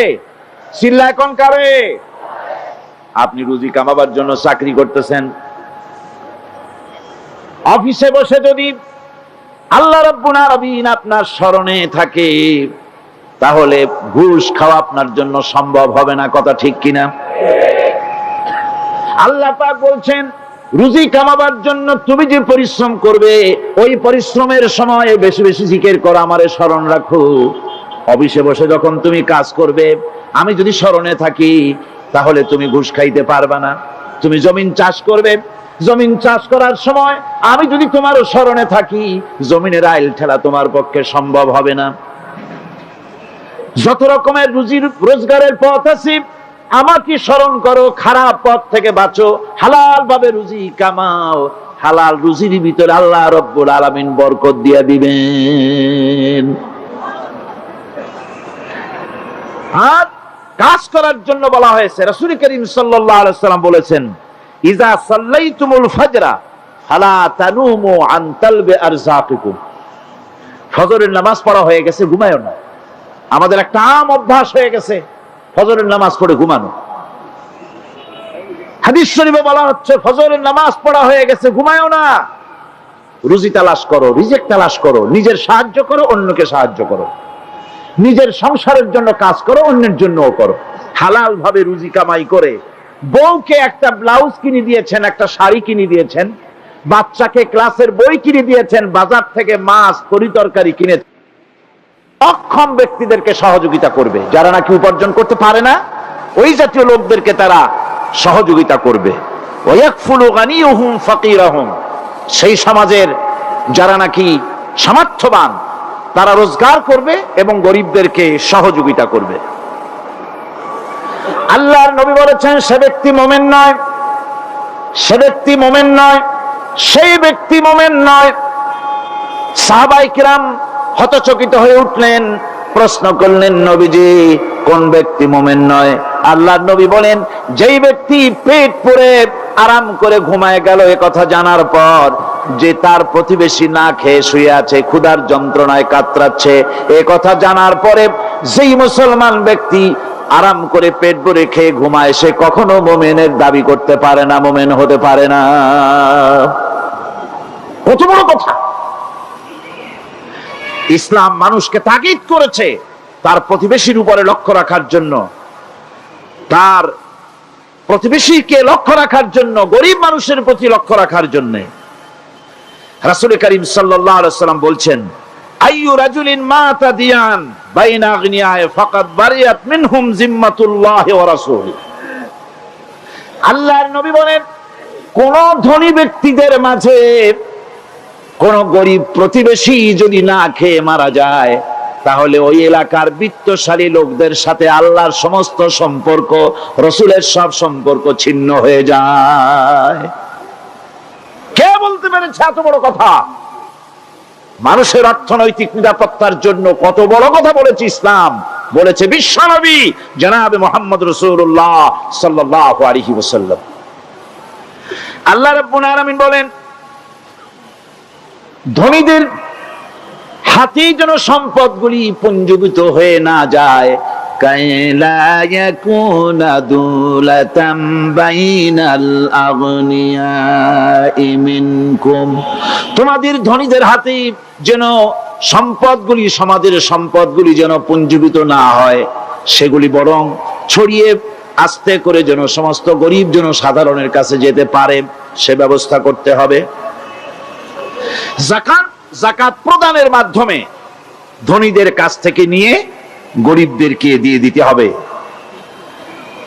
আর বুখারী শরীফের সারা ফাথুল বারীতে হাফেজ ইবনে হাজার আসকালানী রাহিমাহুল্লাহ তিনি বলেছেন, যাকাত যদি ধনীরা না দেয়, যদি কেউ দিতে বাধা দেয়, ফামানিমতানা উখিযাত বিহি কাহরাম, যদি যাকাত না দেয়, জবরদস্তি করে যাকাত আদায় করে নিবে গভর্নমেন্ট। যাকাত দিতেই হবে।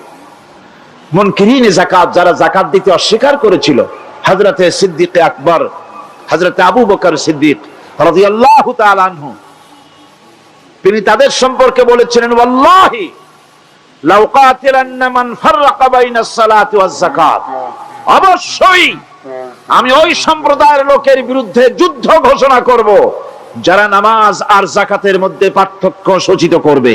যারা নামাজ তো পড়বে কিন্তু যাকাত দিবে না, সরকারের কাছে যাকাত আদায় করবে না, তাদের বিরুদ্ধে যুদ্ধ ঘোষণা করব।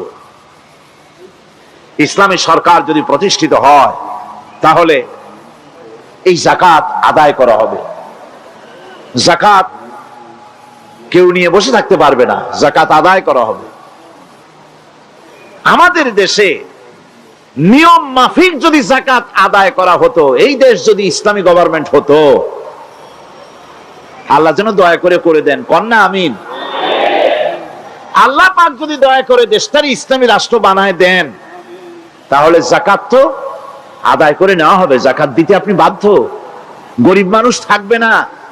এখনো বাংলাদেশের নিয়ম মাফিক যদি যাকাত আদায় করা হয়, নিয়ম মাফিক মানে সোনার যাকাত, রূপার যাকাত, নগদ ক্যাশের যাকাত, ফসলের ওষুধ সঠিকভাবে যদি আদায় করা হয়, তো একেবারে কম করে হলেও 1000 কোটি টাকা যাকাতের টাকা কালেকশন হতে পারে।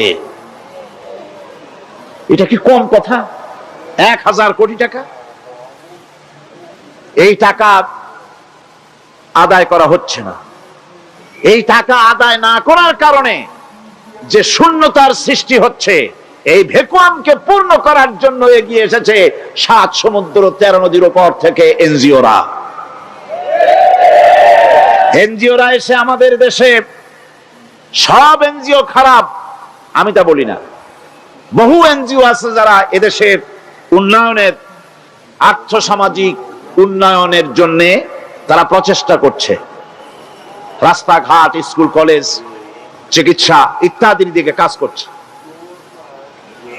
যতগুলি এনজিও আমাদের দেশে আছে তার ভিতরে 52টা এনজিও গোনা বাছা যারা ইসলামের প্রকাশ্য দুশমন, আর এর শীর্ষ স্থানে আছে ব্রাক।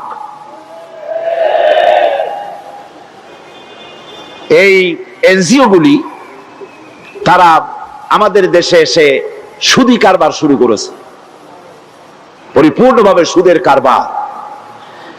ব্যাংকের থেকে যদি আপনি লোন নেন, তাহলে 15 or 17% ইন্টারেস্ট দিতে হবে।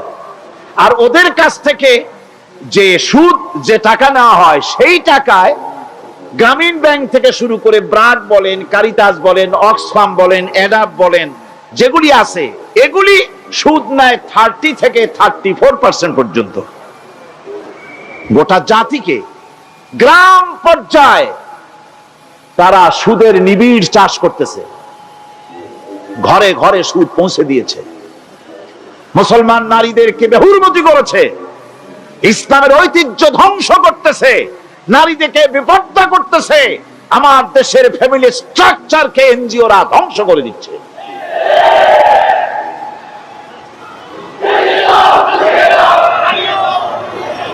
সুতরাং এনজিওরা এই সুযোগটা পেত না। যদি যাকাত কালেকশন করা হতো, আর যাকাত দিয়ে, যাকাত যে সব জায়গায় খরচ করতে হয়, সেই খরচ করার জায়গাগুলিতে সঠিকভাবে যদি ব্যয় করা হতো, এই অবস্থা হতো না। বাংলাদেশে সম্পদের অভাব নাই। যারা বলে বাংলাদেশ গরিব, আমি তাদের সাথে একমত নই।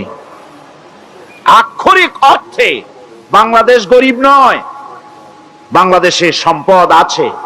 বাংলাদেশে যে জিনিসটার অভাব, সেটা হচ্ছে ইনসাফ ভিত্তিক বন্টনের অভাব। এখানে কেউ তো 1000 বিঘা জমির মালিক, বিঘা বুঝেন না কি কন আপনারা? কানি। কেউ তো 1000 কানির মালিক, আর কারো তো রান্নাঘর উঠাবার জায়গা নাই। কথাটা ঠিক কিনা? কেউ তো শত শত কোটি টাকা, কত কোটি টাকা যে আছে তা হিসাব করে মাসখানেক লাগবে, গুনিয়া খুলে পারবে না। আর কারো তো একটা ট্যাবলেট কেনার পয়সা নাই। সুতরাং আমার দেশে যেভাবে গরিব বলা হয়, আক্ষরিক অর্থে ওইভাবে আমার দেশ গরিব নয়। আমাদের দেশে সম্পদ আছে, বহুত জমি অনাবাদি ফেলে রাখা হয়েছে। রাসূল করিম সাল্লাল্লাহু আলাইহি ওয়াসাল্লাম বলেছেন, সেই ব্যক্তির জমিন রাখার অধিকার নাই যে ব্যক্তি তা চাষের আওতায় না আনে। আছে না বহুত জমি পড়িয়া? আবাদযোগ্য জমি আমাদের দেশে আছে যা, তার 2,40,00,000 একর। আমাদের ভূমি সম্পদ রয়েছে, বনজ সম্পদ যা আছে সেটা হচ্ছে 32,53,800 60 একর জুড়ে বিরাট বনজ সম্পদ আমাদের আছে, ভূমি সম্পদ আছে, বনজ সম্পদ আছে। আমাদের রয়েছে পানি সম্পদ, প্রায় 250 নদী, 3600 বর্গ মাইল জুড়ে নদীগুলো প্রবাহিত আছে। আমাদের পানি সম্পদ আছে, আমাদের গ্যাস সম্পদ আছে, যে গ্যাস অন্তত 100 বছর চলতে পারে। প্রত্যেক বাড়িতে বাড়িতে গ্যাসের সংযোগ দিলেও 100 বছরে ফুরাবে না। আলহামদুলিল্লাহ কইতে ইচ্ছা করে না? জোরে কোন আলহামদুলিল্লাহ। আমাদের গ্যাস সম্পদ রয়েছে, আমাদের মৎস্য সম্পদ আছে, পশু সম্পদ আছে, কৃষি সম্পদ আছে, আরো রয়েছে বিপুল জনশক্তি। জনশক্তিকে আজ সবচাইতে বার্ডেন মনে করা হয়। জনশক্তিকে বলা হয় বাংলাদেশের সবচাইতে বড় সমস্যা, জনশক্তি সমস্যা। এটা হচ্ছে যে সরকার আসে তারই ভূতে পায়, যে যায় লঙ্কা সে আর মানুষ হালে ফেরে না, মানুষগুলি তার জন্য জ্বালা। অথচ এই মানব শক্তি হচ্ছে শ্রেষ্ঠ শক্তি। ইউনিভার্সিটি জনমের মতো না বাড়াইয়া, এখন তো ইউনিভার্সিটি দাবি করতেছে সকলে, গ্রামে গঞ্জে থানায় রান্নাঘরে সব জায়গায় কয় আমাদের ইউনিভার্সিটি দাও। আর ইউনিভার্সিটির ফজিলত কি তা তো আমরা দেখতেইছি।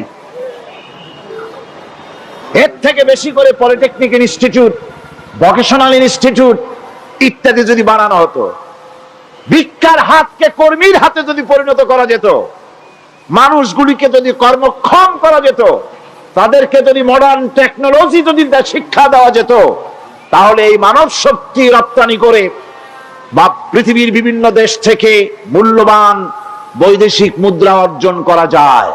সেটা না করে মানুষ হইছে জ্বালা, জনমের মতো এদেরকে মারো। এটা হচ্ছে ট্রেনের 3rd ক্লাস প্যাসেঞ্জার্স মেন্টালিটি। সেটা কিরকম? সেটা হচ্ছে ট্রেনে যখন মানুষ চলে 3য় শ্রেণীতে, একবার উঠে বসলে সে অন্যের জন্য জায়গা ছাড়ে না। জায়গা খালি আছে, আরেকজন এসে বললে ভাই আমার একটু বসতে দাও, কয় না ভাই এখানে লোক আছে। আসলে কিন্তু লোক নাই। আপনি যদি বলেন যে সেই লোক আসলে আমি জায়গা ছেড়ে দেবো, ততক্ষণ তো বসি। আপনি বসলেন, এরপরে আপনি তো বুঝছেন যে লোকটা ফাঁকিতেছে, ওই চিন্তা আপনার মধ্যেও ঢুকবে। আর একজন আসবে, বসার জায়গা আছে, আপনি বলবেন না এখানে জায়গা নাই। ট্রেনের 3rd ক্লাস প্যাসেঞ্জারদের যে মন মানসিকতা, বর্তমান মুসলিম দেশগুলির সরকার প্রধানেরা ঠিক ট্রেনের 3rd ক্লাস প্যাসেঞ্জারদের চাইতেও 3rd ক্লাস। মানব শক্তিকে কাজে লাগাবার চিন্তা না করে উল্টা চিন্তা তারা করছেন।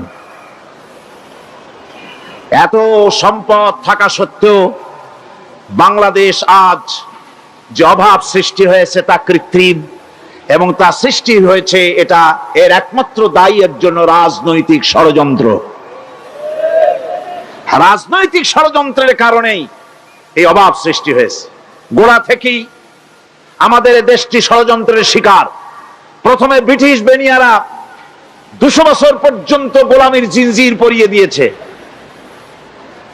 200 বছর গোলামির পর দ্বিজাতি তত্ত্ব এবং মুসলিম সংখ্যাগরিষ্ঠতার ভিত্তিতে 47-এর আজাদি, তারপর পশ্চিমাদের শোষণ বঞ্চনা থেকে মুক্তি লাভের জন্য 71-এর আজাদি,